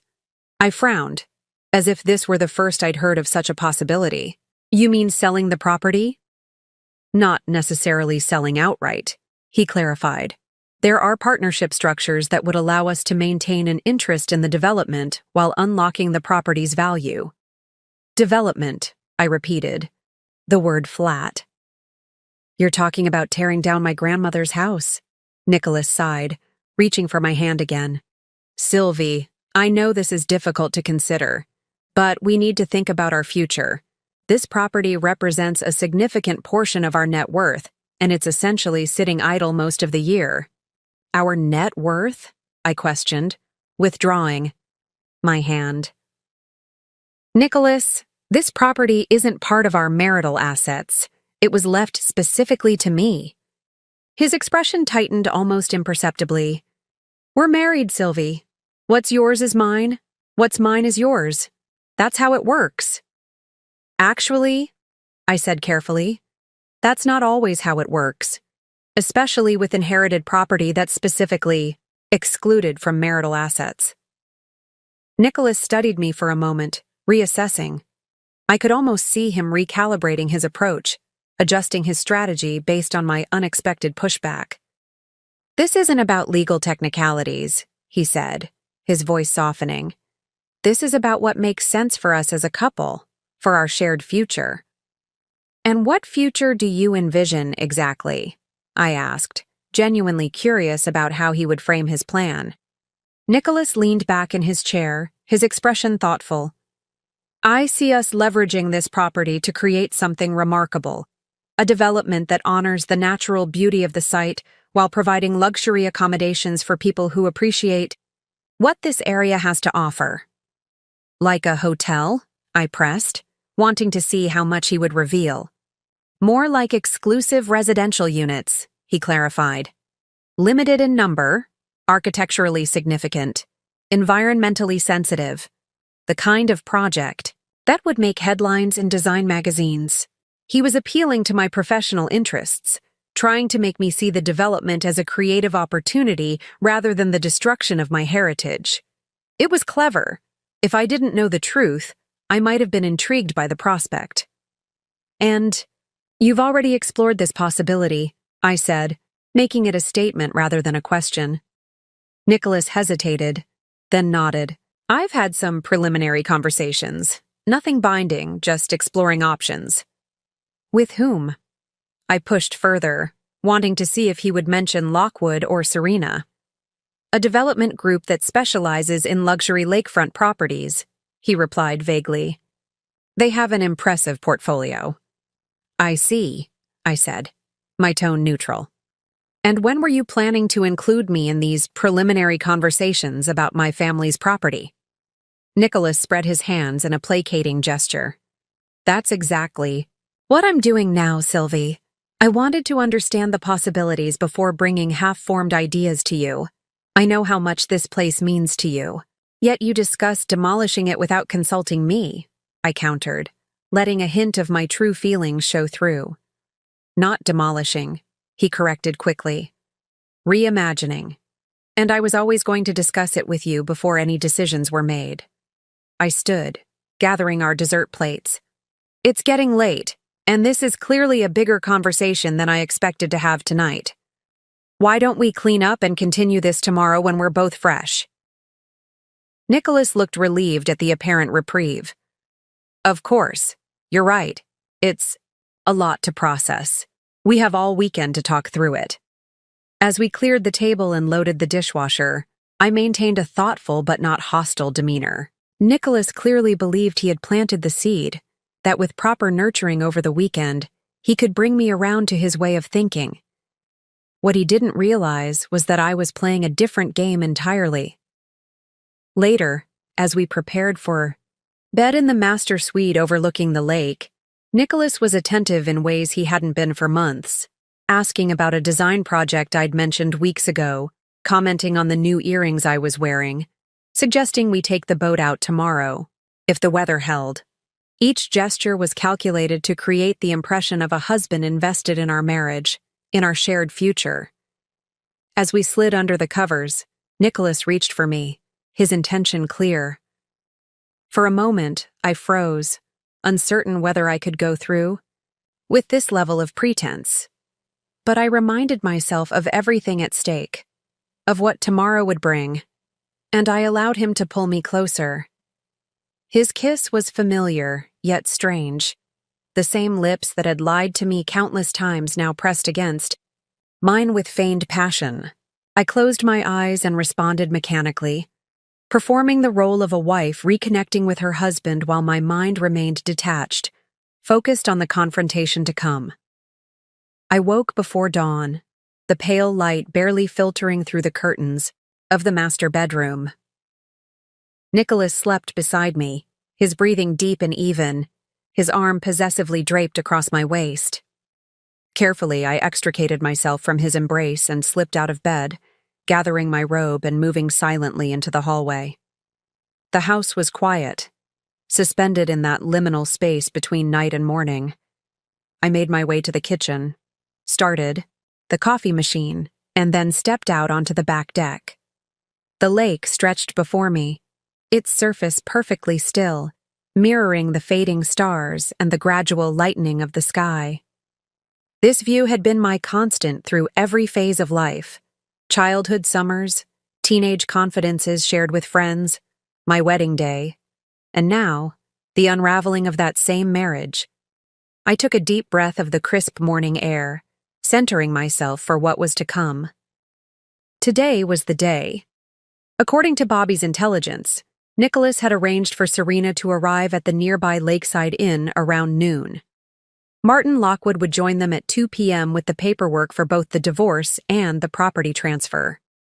Nicholas planned to present me with a choice that was really no choice at all: sign over the lake house as part of our divorce settlement, or face a protracted legal battle that would drain my resources and resolve in his favor anyway. What Nicholas didn't know was that I had spent the past 3 weeks meticulously dismantling his plan piece by piece. While he believed I was oblivious, I had been gathering evidence, securing legal protections, and positioning myself to not only counter his attack, but to launch one of my own. My phone vibrated in my robe pocket, a text from Edgar confirming that everything was in place. His team would be stationed nearby, ready to intervene if necessary. The cameras hidden throughout the house were recording, documenting everything that occurred. Most importantly, the county clerk had filed the additional protection orders on the property, making any transfer Nicholas attempted legally void. I sent a quick confirmation, then deleted the message thread. As I slipped the phone back into my pocket, I heard movement in the kitchen behind me. Nicholas appeared in the doorway, hair tousled from sleep, wearing the pajama pants and t-shirt he'd packed for the weekend. "You're up early," he observed, his voice still rough with sleep. "Couldn't wait for coffee?" I turned to face him, offering a small smile. The sunrise over the lake is worth waking up for. I've always thought so. He stepped onto the deck, coming to stand beside me at the railing. It is beautiful, he agreed, his eyes on the horizon where pink and gold were beginning to seep into the pale blue. I forget sometimes, living in the city, how quiet it can be out here. For a moment, we stood in silence, watching the day begin. I wondered if any part of him felt remorse for what he was planning, if somewhere beneath the ambition and calculation there remained anything of the man I had once loved. I was thinking about what you said last night, I ventured, still gazing, out at the lake. About the property. Nicholas turned slightly toward me, his interest piqued but trying not to appear too eager. Oh? I understand your perspective, I said carefully. From a purely financial standpoint, you're probably right. The land is valuable, and this house, beautiful as it is, represents only one way to utilize it. Hope flickered across his features, quickly masked by sympathetic understanding. I know it's not an easy thing to consider. Your family history here runs deep. It does, I agreed. Which is why I'd need to understand exactly what any development would entail before I could even begin to consider it. Of course, he said quickly. Complete transparency, I wouldn't expect anything less. Do you have any specific plans, proposals I could review? I asked, as if genuinely curious. Nicholas hesitated, clearly weighing how much to reveal at this stage. I have some preliminary concepts, nothing finalized. I'd love to see them, I said. Maybe after breakfast? Absolutely, he agreed, visibly, pleased with this unexpected opening. I'll pull everything together. We moved back into the kitchen, falling into the familiar weekend routine, Nicholas making breakfast while I prepared coffee. The domesticity of it was surreal given what I knew was coming, but I maintained the pretense, discussing trivial matters like the weather forecast and whether we should take the boat out later. After breakfast, Nicholas disappeared into the guest room where he'd stored his briefcase, returning with a slim portfolio. He laid it on the dining table, opening it to reveal architectural renderings of Windermere Villas, the very same designs I had already seen in the documents Tiffany's brother had provided. These are just conceptual at this stage, Nicholas explained, his voice taking on the confident tone he used in business presentations. The idea is to create a limited number of luxury units that maximize the natural beauty of the site while providing exclusivity and privacy. I examined the renderings, noting how the development would completely transform the property, leaving nothing of my grandmother's home or the landscape she had so carefully preserved. And this would involve demolishing the existing house? I asked, keeping my tone neutral. Unfortunately, yes, Nicholas admitted. The current structure doesn't align with the overall concept, but we could incorporate elements, perhaps some of the stonework or distinctive fixtures, as a nod to its history. I see, I said, turning to the next page, a financial prospectus outlining projected returns. And this is the investment structure? A simplified version, he confirmed. The actual vehicle is more complex, but the basic premise is that we would contribute the land in exchange for a significant equity stake in the development.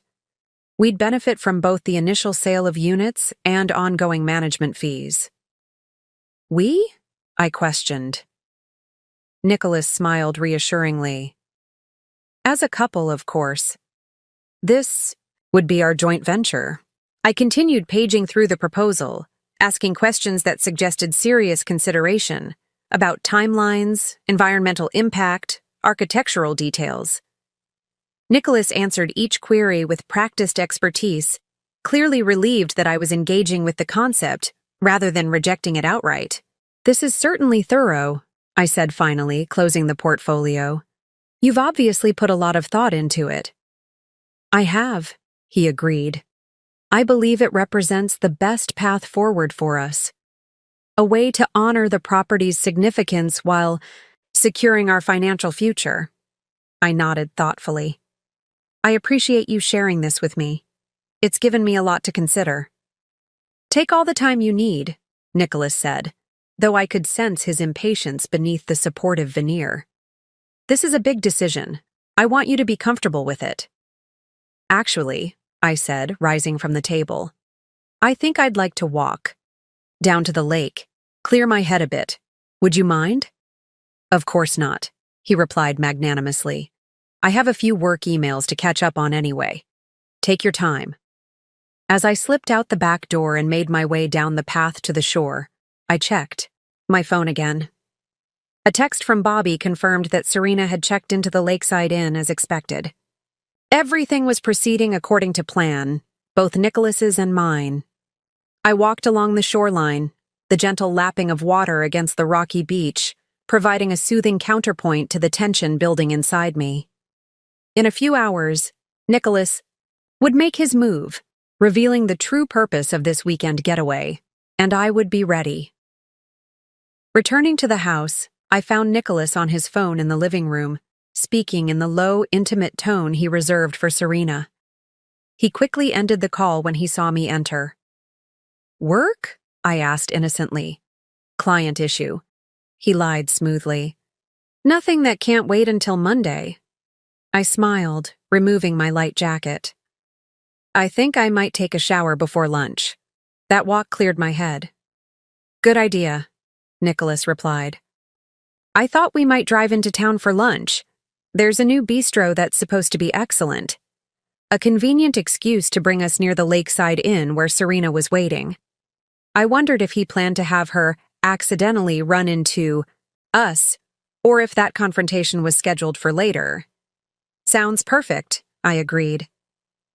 As I headed upstairs to shower, I sent one final text to Edgar. Proceeding as planned. Town for lunch, then back here for the confrontation. Be ready. His reply was immediate and reassuring. All in place. You're not alone in this. The drive into town was tense despite our casual conversation. Nicholas kept checking his watch, his practiced nonchalance betrayed by the slight furrow between his eyebrows and the too firm grip of his hands on the steering wheel. I maintained my role, responsive but distracted, as if still processing the development proposal he'd shown me. The bistro turned out to be directly across the street from the Lakeside Inn, its outdoor patio offering a clear view of the hotel's entrance. As we were seated, I noted Nicholas's careful positioning, his back to the wall, facing the street, ensuring he wouldn't miss Serena's arrival. The salmon is supposed to be excellent here, he commented, scanning the menu while his eyes periodically flicked toward the hotel entrance.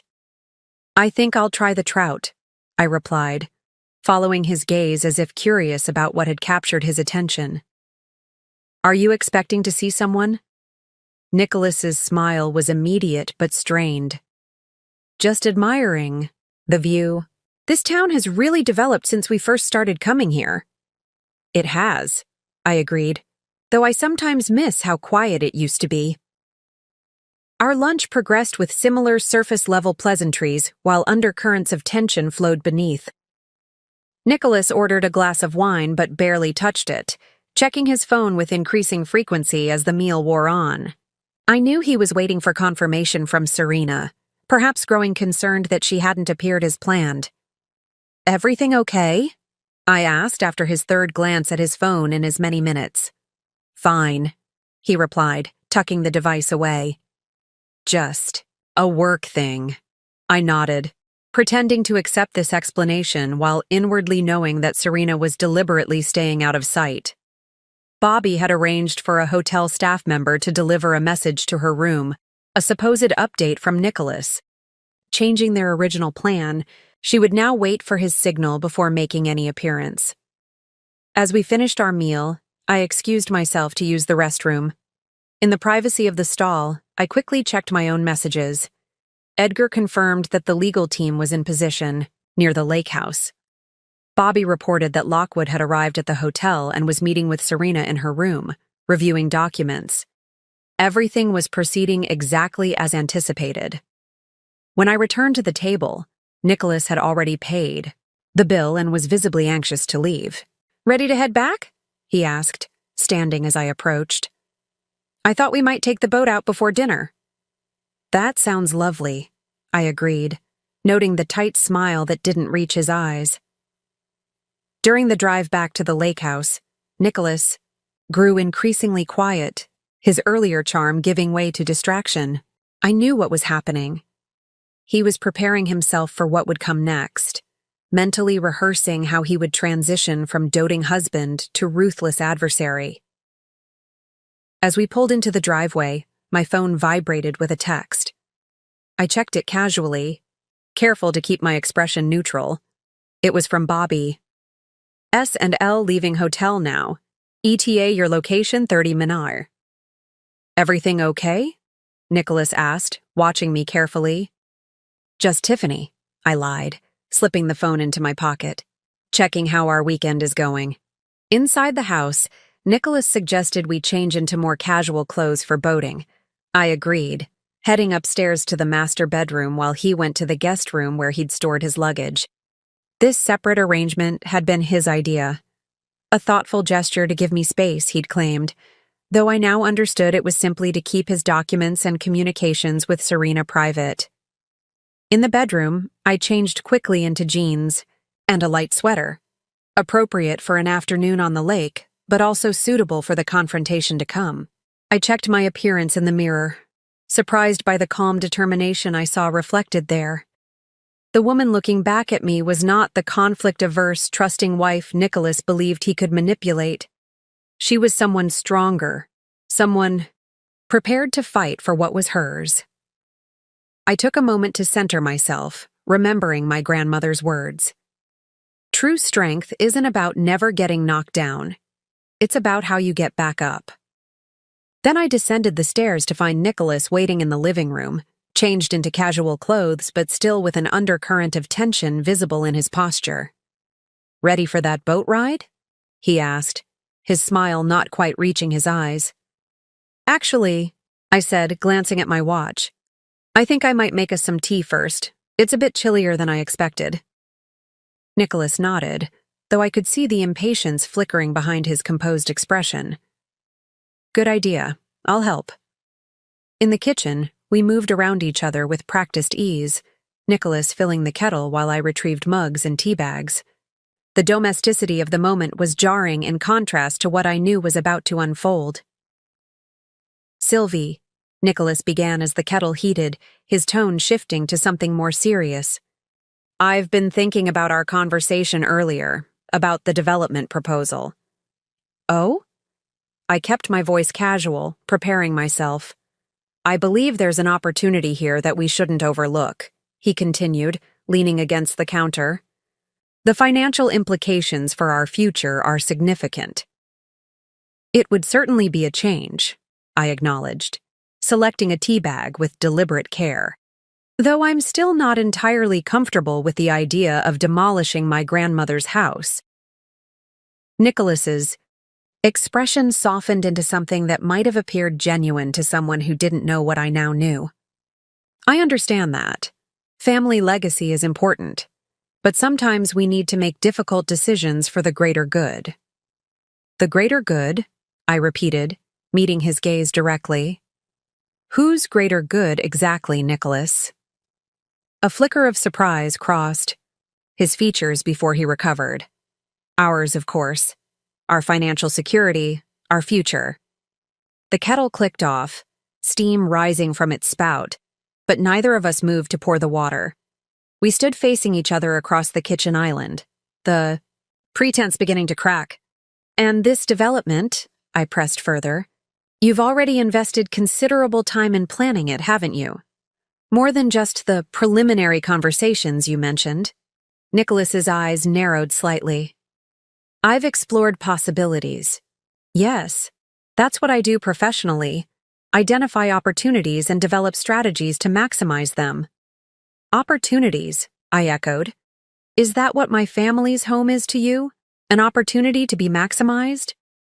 "You're oversimplifying," he countered, his voice hardening slightly. "This isn't just about the house.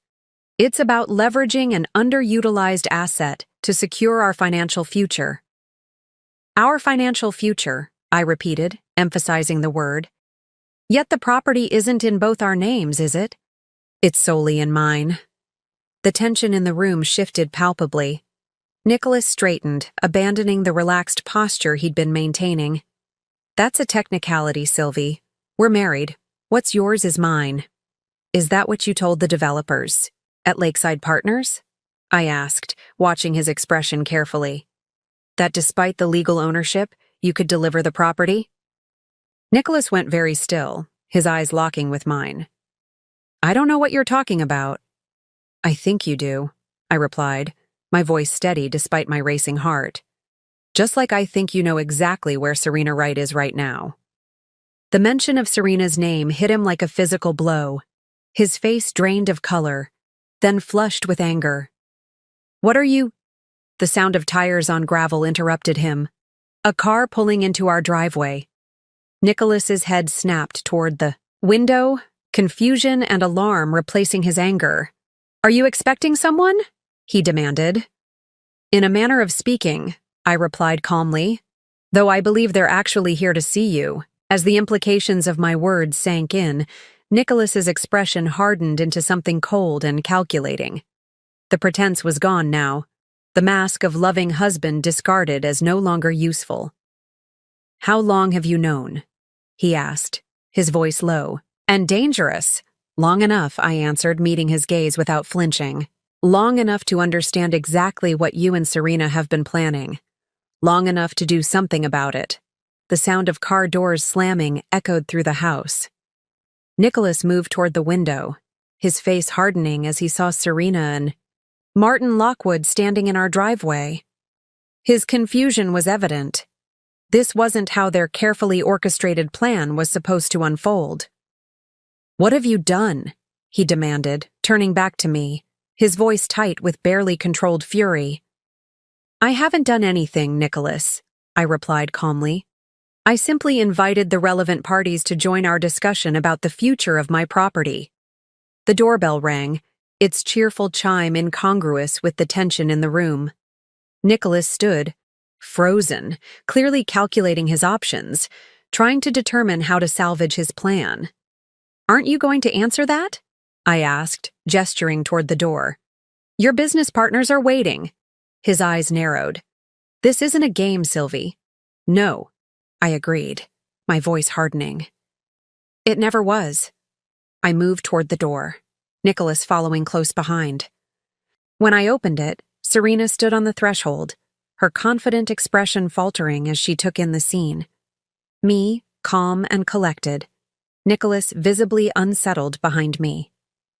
Sylvie, she said, recovering quickly and extending her hand as if this were a normal social call. I'm not sure if you remember me. I work with Nicholas at Westbrook Capital. Serena Wright, I acknowledged without taking her hand. Associate Director of Special Projects. And behind you must be Martin Lockwood, CEO of Lakeside Development Partners. Lockwood, a distinguished man in his 60s with silver hair and the tan of someone who spent considerable time on golf courses, looked uncomfortable. This clearly wasn't the scenario he had been promised. Ms. Harrington? He nodded. I believe there's been some confusion about today's meeting. No confusion at all, I replied, stepping back from the doorway. Please, come in. We were just discussing the development plans for my property. Nicholas moved forward, placing a hand on Serena's arm as if to stop her entering. This isn't the right time, he said in a low voice. There's been a misunderstanding. The only misunderstanding. I interjected, is your belief that I would sign over my family's property without knowing the full truth? Please, everyone, let's sit down. We have a lot to discuss. The gravity in my voice left no room for argument. Reluctantly, Nicholas stepped aside, allowing Serena and Lockwood to enter the living room. The four of us settled in an awkward tableau, Serena and Nicholas on the sofa, Lockwood in an armchair, me standing by the fireplace where my grandmother's portrait hung, her steady gaze seeming to watch over the proceedings. Sylvie, Nicholas began, his voice taking on the reasonable tone he used in difficult negotiations. "I can explain." "Allow me," I interrupted, my voice steady. "You've been having an affair with Serena for approximately 18 months. During that time, you've been plotting to divorce me and develop my family's property into luxury condominiums. You plan to pressure me into signing over the lake house as part of our divorce settlement, using your understanding of my conflict-averse nature to manipulate me into accepting an inequitable arrangement." The color drained from Nicholas's face as I continued. "Simultaneously, you and Serena have created an investment vehicle for the development project that includes, in Ms. Wright's words, creative accounting, to generate additional margins for early investors like Mr. Lockwood here. Creative accounting that, when examined by financial regulators, would likely constitute fraud." Lockwood shifted uncomfortably in his seat, his gaze darting between Nicholas and Serena. "I was assured this property acquisition was above board, that the divorce was already in process, and the property settlement agreed upon in principle." "Quite the contrary," I replied.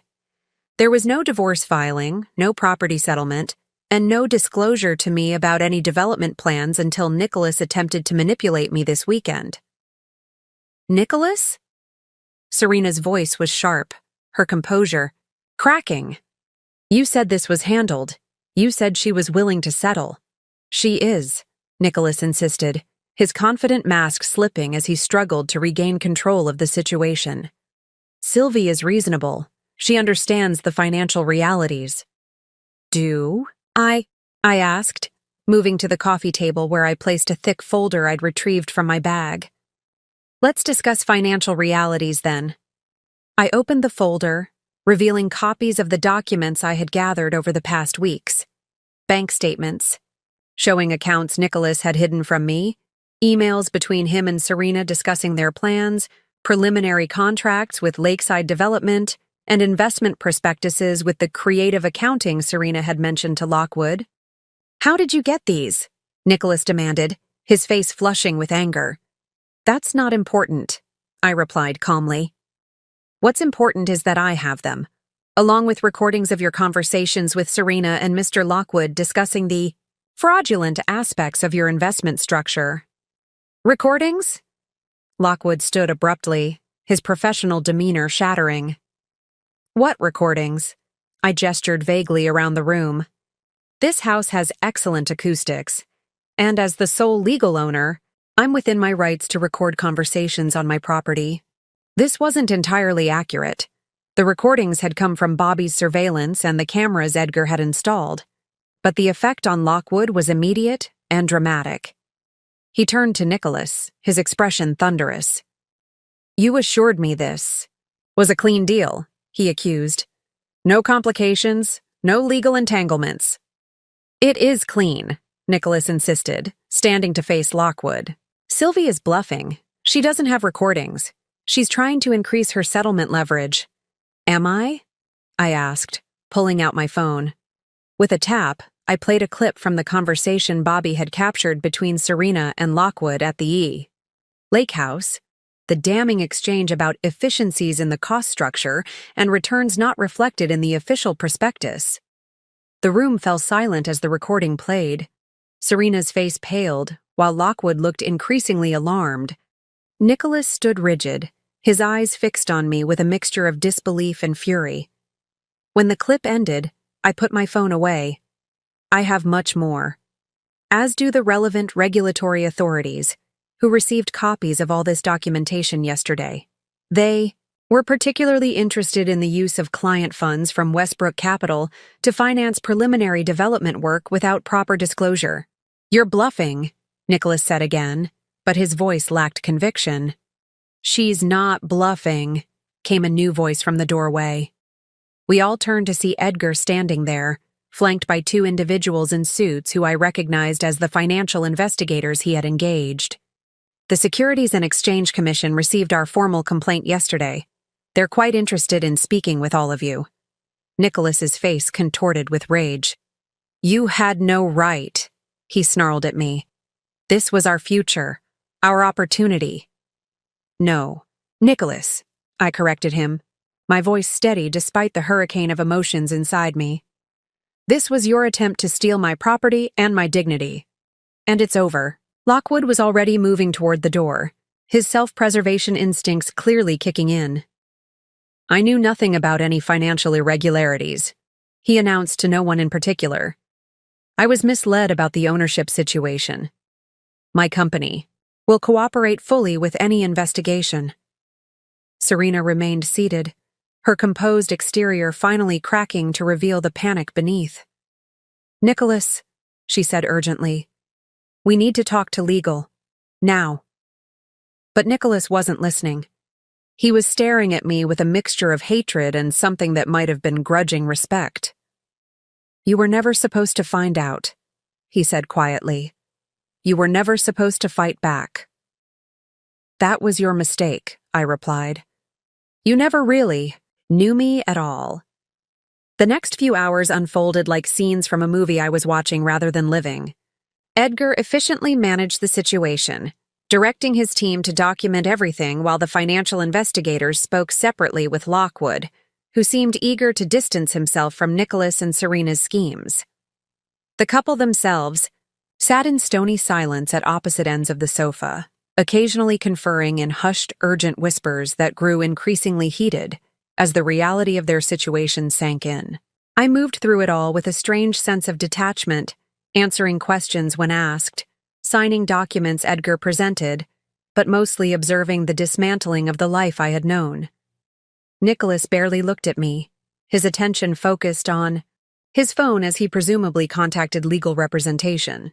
Serena alternated between quiet panic and bursts of defensive anger, once even suggesting that she too had been manipulated by Nicholas, a claim that fell flat when confronted with the evidence of her active participation.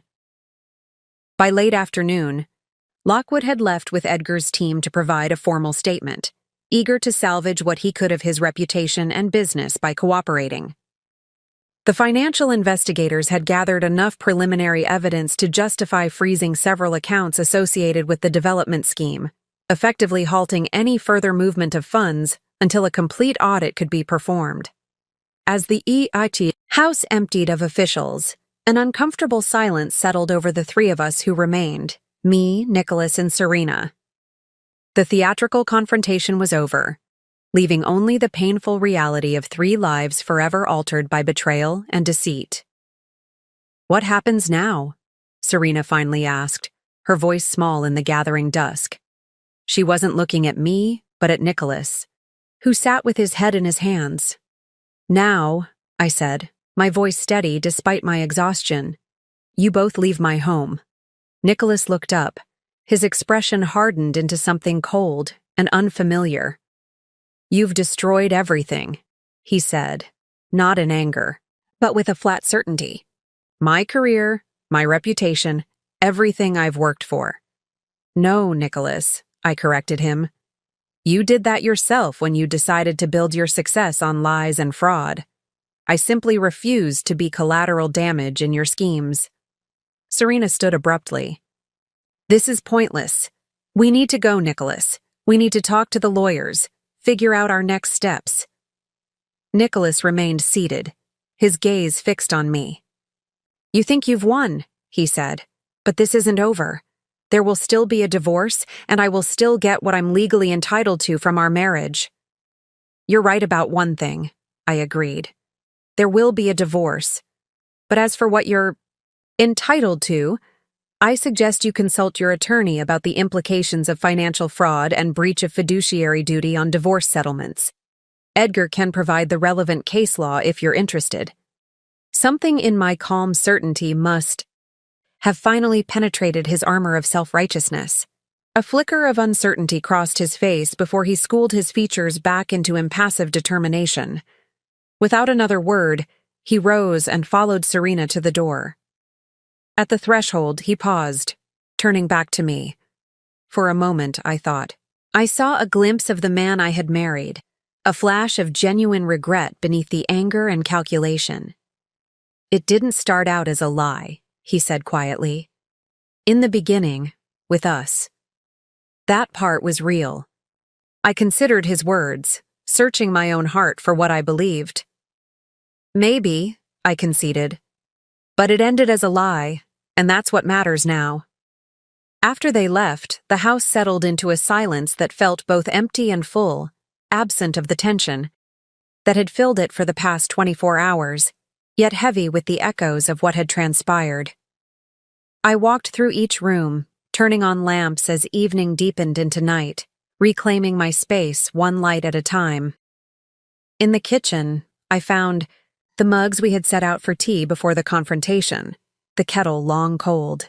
I emptied it and refilled it, going through the motions of making a single cup of tea with a mechanical precision that kept my mind occupied, prevented it from spiraling into the overwhelming emotions waiting at the edges of my consciousness. With steaming mug in hand, I made my way to the dock, settling into one of the Adirondack chairs to watch the last light fade from the sky. The lake stretched before me, dark and still, reflecting the first stars appearing overhead. This view, this peace, was what my grandmother had wanted to preserve for me, what she had protected with her careful estate planning, her insistence that some things were too precious to risk. The sound of tires on gravel roused me from my contemplation. For a moment I tensed, wondering if Nicholas had returned, but the familiar figure of Edgar emerged from the car, making his way down the path to the dock. "I hope I'm not intruding," he said, stopping a respectful distance away. "Not at all," I replied, gesturing to the empty chair beside me. "Any updates?" Edgar settled into the chair with a sigh that spoke of a long and difficult day. "Lockwood is fully cooperating. He's primarily concerned with protecting himself and his company from the fallout. The SEC has enough to begin a formal investigation into both Nicholas and Serena's activities at Westbrook Capital. The firm itself is launching an internal audit." "And the lake house?" I asked, though I already knew the answer. "Completely secure," he confirmed. "The additional filings we made ensure that no transaction involving the property can proceed without multiple verifications of your consent.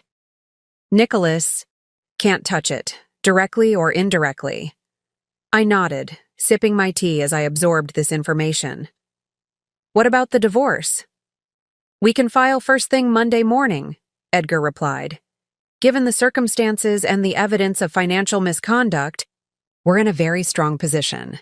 Nicholas may bluster about fighting for his share of marital assets, but his legal team will advise him to settle quickly and quietly to avoid further damage to his reputation and potential criminal charges." "He won't follow that advice," I said, knowing Nicholas too well to believe he would choose the rational path. "His pride won't let him." Edgar shrugged. "Then we proceed to litigation, where all of this becomes public record. I don't think Westbrook Capital will appreciate having their internal operations scrutinized in open court. They'll pressure him to resolve this quietly." We sat in companionable silence for a while, watching the night deepen over the lake. The events of the day, of the past weeks, were beginning to catch up with me, exhaustion settling into my bones, like a physical weight. "You did well today, Sylvie," Edgar said finally. "Your grandmother would have been proud." The mention of my grandmother brought unexpected tears to my eyes. "I hope so," I whispered. "I tried to protect what she entrusted to me." "You did more than that," Edgar said, his voice gentle. "You stood up for yourself. Blair always said that was the most important legacy she could leave you, not the property, but the strength to defend what matters." I smiled through my tears, remembering my grandmother's fierce independence, her unwavering sense of self-worth. She always did say the house was just wood and stone. It's what we build inside ourselves that really matters. Wise woman, Edgar. Agreed.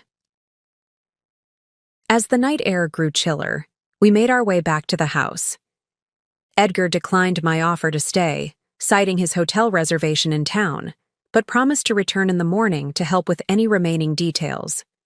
Left alone again, I moved through the house, securing doors and windows with the familiar routine of closing up for the night. In the master bedroom, I gathered Nicholas's few remaining belongings, a book on the nightstand, toiletries in the bathroom, and placed them in a bag to be returned to him through Edgar. The simple act of removing these traces of his presence was strangely therapeutic, each item set aside representing another small step toward reclaiming my space, my life. As I prepared for bed, I caught my reflection in the vanity mirror, the same mirror where I had checked my appearance before descending the stairs to confront Nicholas earlier that day. The woman looking back at me now seemed different somehow. Tired, yes, but also stronger, more defined, as if the day's events had burned away something inessential to reveal a more authentic self beneath. "Hello?" I whispered to my reflection, a faint smile touching my lips. It felt like an introduction to myself, to the person I was becoming in the aftermath of betrayal and the recovery of my power. I slept deeply that night, dreamless and untroubled, in my grandmother's house, under my grandmother's roof, safe in the knowledge that I had honored her legacy in the way that mattered most, by finding the strength she had always believed I possessed. 6 months after that fateful weekend at the lake house, I stood on the dock watching autumn leaves dance across the water's surface. The trees surrounding the property had transformed into a riot of red and gold, their brilliant colors reflected in the lake like an impressionist painting come to life. This annual display had been my grandmother's favorite season at Windermere Lodge, and now I understood why. There was something profound in witnessing nature's transition, the way it embraced change while remaining fundamentally itself. My own transformation had been equally dramatic, though less visible to the casual observer. The divorce was finalized with surprising speed, Nicholas ultimately accepting a settlement far less favorable than what he would have received had he not attempted his scheme. His legal team, recognizing the overwhelming evidence against him, had counseled pragmatism over pride. In the end, financial self-preservation won out over his desire to punish me for foiling his plans. The Securities and Exchange Commission investigation into Westbrook Capital was ongoing, but Nicholas and Serena had both been terminated immediately after the firm's internal audit confirmed their misconduct. Industry publications that had once celebrated Nicholas's financial acumen now featured his name in articles about ethical breaches and misuse of client funds. Serena had disappeared from public view entirely, reportedly moving to another state to rebuild her career away from the shadow of the scandal. Martin Lockwood had emerged relatively unscathed, his early cooperation with investigators allowing him to position himself as another victim of Nicholas's deception, rather than a willing participant. Lakeside Development had abandoned any interest in properties around Lake Windermere, their ambitious condominium project shelved indefinitely amid concerns about regulatory scrutiny. As for me, I had spent the summer and early fall dividing my time between the city and the lake house, gradually disentangling the threads of my life from Nicholas's. Our shared apartment had been sold, the proceeds divided according to the settlement agreement. I had purchased a smaller place in a neighborhood I had always loved, but Nicholas had deemed insufficient for someone of his professional stature. The irony wasn't lost on me that I now found myself in exactly the kind of home I would have chosen had I been following my own preferences all along. My design firm had thrived in the wake of my personal upheaval, perhaps because I approached my work with a new clarity and confidence. Clients responded to this shift, and we secured several high-profile projects that expanded our portfolio and reputation. Tiffany had been promoted to partner, her loyalty and friendship during my darkest moments cementing our professional relationship into something deeper and more enduring. "Penny for your thoughts," came a voice from behind me, breaking my reverie.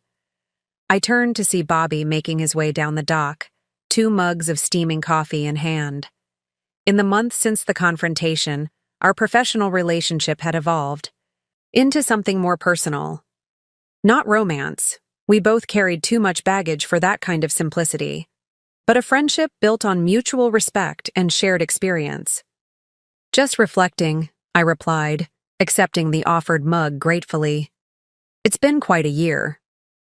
Bobby settled into the chair beside mine, his gaze taking in the autumn panorama spread before us. That's one way of putting it. I would have gone with complete life upheaval personally, I laughed, the sound carrying across the water. That works too, though upheaval suggests something entirely negative, and I'm not sure that's accurate anymore. Bobby studied me over the rim of his mug. No regrets, then? About exposing Nicholas's scheme? Not one, I said firmly. About the years spent with him? That's more complicated.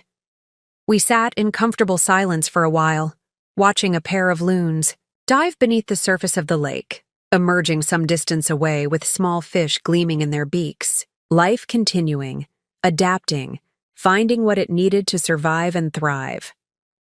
I got the final report from the financial investigators yesterday, Bobby said eventually. They've traced most of the money Nicholas had hidden. The courts should be able to recover the majority of the investments he solicited under false pretenses. That's good, I replied, though the details of Nicholas's financial crimes had become less important to me as time passed. What mattered was that he could no longer hurt me, could no longer threaten what I valued. The rest was just paperwork and legal consequences, necessary, but not central to my healing. Edgar called this morning, I added. He's finished updating my estate planning documents. Everything is properly structured now to protect the lake house long term. Bobby nodded approvingly. Smart move. Though I'm pretty sure if anyone tried to come after this place again, you'd handle them as effectively as you did Nicholas. Let's hope it doesn't come to that, I said with a small smile. Once in a lifetime is enough for that kind of drama. As the afternoon light began to soften, we made our way back to the house. I had invited a small group of friends for the weekend, Tiffany and her husband, Edgar and his wife, and a few others who had supported me through the difficult months of divorce and rebuilding. The renovation work I'd begun in the spring was finally complete, breathing new life into my grandmother's beloved home while preserving its essential character. The kitchen island was spread with appetizers I'd prepared earlier, local cheeses, fresh bread, smoked trout from a nearby fishery. Bobby poured wine while I lit candles against the gathering dusk, creating a warm, inviting atmosphere that reflected my vision for this next chapter of life at the lake house. It looks wonderful, Sylvie, he commented, taking in the subtle changes I'd made to the space. New paint, updated lighting, artwork I'd collected over the years but had never been able to display in the sterile environment Nicholas had preferred. It feels like you now. That's exactly what I was aiming for, I replied, suddenly struck by the profound truth of his observation. For years, I had adjusted my taste, my preferences, even my personality to accommodate Nicholas's vision of what our life should be. Now, freed from those constraints, I was rediscovering what it meant to make choices based solely on my own desires and values. The sound of car tires on gravel announced the arrival of my first guests. As I moved to welcome them, I passed the portrait of my grandmother that still hung in the living room, now accompanied by photographs of various family members across generations. I paused briefly, meeting her painted gaze. Thank you, I whispered, touching the frame gently. Not just for the house itself, though that gift had proven even more valuable than I'd initially understood, but for the legacy of strength she had passed down, the example she had set of a woman who knew her own worth and refused to compromise it for anyone. In trying to protect her physical legacy, I had finally claimed my spiritual inheritance, the inner fortitude she had always seen in me, even when I couldn't see it in myself. As I opened the front door to greet my friends, the autumn air carried the scent of pine and wood smoke, the essence of the place that had sheltered generations of my family. This house had witnessed marriages and births, celebrations and sorrows, betrayals and redemptions. It had survived attempts to destroy it, just as I had. And like me, it stood stronger for having weathered the storm. The winter came early to Lake Windermere that year, the first snow falling in mid-November, transforming the landscape into a pristine wonderland of white. I had decided to spend the holiday season at the lake house rather than in the city. My first Christmas since the divorce. The first in many years where I wouldn't be attending Nicholas's firm parties or hosting the carefully orchestrated dinners he had considered essential to his professional image. Instead, I invited those who had become my true family, Tiffany and her husband, Edgar and his wife, Bobby, and a few other close friends who had stood by me through everything. The house embraced us with its warmth, the old wooden beams and stone fireplace providing a cocoon against the winter chill. On Christmas Eve, as we gathered in the living room with the fire crackling and snow falling gently outside the windows, Edgar raised his glass in a toast. "To Sylvie," he said, his eyes twinkling with the same kindness that had guided me through the darkest days of the past year, "who reminds us all that it's never too late to reclaim your own story." The words resonated deeply as glasses clinked and smiles were exchanged. That was exactly what I had done. Reclaimed my story from those who had tried to rewrite it without my consent. Later that evening, after my guests had retired to their rooms, I sat alone by the fire, a leather-bound journal open on my lap. I had begun writing in it shortly after the confrontation with Nicholas, initially as a way to process my emotions, but increasingly as a chronicle of my journey toward rebuilding. The entries traced my evolution from shock and grief through anger and determination to a place of genuine peace. The most recent page held a letter I had written to my grandmother, telling her everything that had happened and how her foresight had protected not just the house, but, in many ways, me as well. Writing to her had become a ritual of sorts, a way to honor her continued presence in my life even in absence. "I understand now why this place meant so much to you," I wrote, the firelight dancing across the page. "It's not just about the land or the building itself. It's about having somewhere in the world that is truly yours, somewhere that reflects your values and choices rather than someone else's expectations. You tried to tell me that, in your way, but I needed to learn it for myself." Outside, the snow continued to fall, each flake unique and perfect, accumulating into something greater than its individual parts, like the small choices and actions that had eventually allowed me to break free from Nicholas's control and reclaim my independence. As spring approached, I made another significant decision. The city apartment, while lovely, had begun to feel more like a way station than a home. My heart was increasingly at Lake Windermere, where I felt connected to something larger than myself, to family history, to nature, to a pace of life that allowed for genuine reflection and creativity. With Tiffany's encouragement, I restructured our design firm to allow me to work primarily from the lake house, coming into the city only for client meetings and presentations. Modern technology made this arrangement entirely feasible, and the change brought an unexpected benefit. My designs took on a new depth and authenticity, influenced by the natural beauty that surrounded me daily.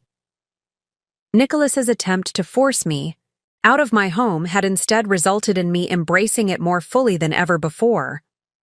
On the anniversary of that fateful weekend confrontation, I walked alone along the lakeshore, watching the ice finally release its grip as spring asserted itself.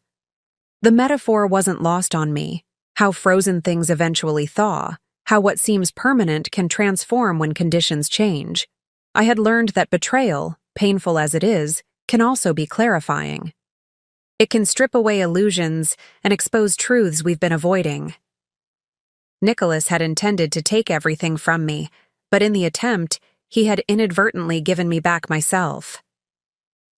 Standing on the shore, watching new life emerge after the long winter, I understood that some endings are really beginnings in disguise. The story of my marriage was over, but my own story continued, richer and more authentic than before. And this time, I was the one holding the pen. Up next, you've got 2 more standout stories right on your screen. If this one hit the mark, you won't want to pass these up. Just click and check them out. And don't forget to subscribe and turn on the notification bell so you don't miss any upload from us.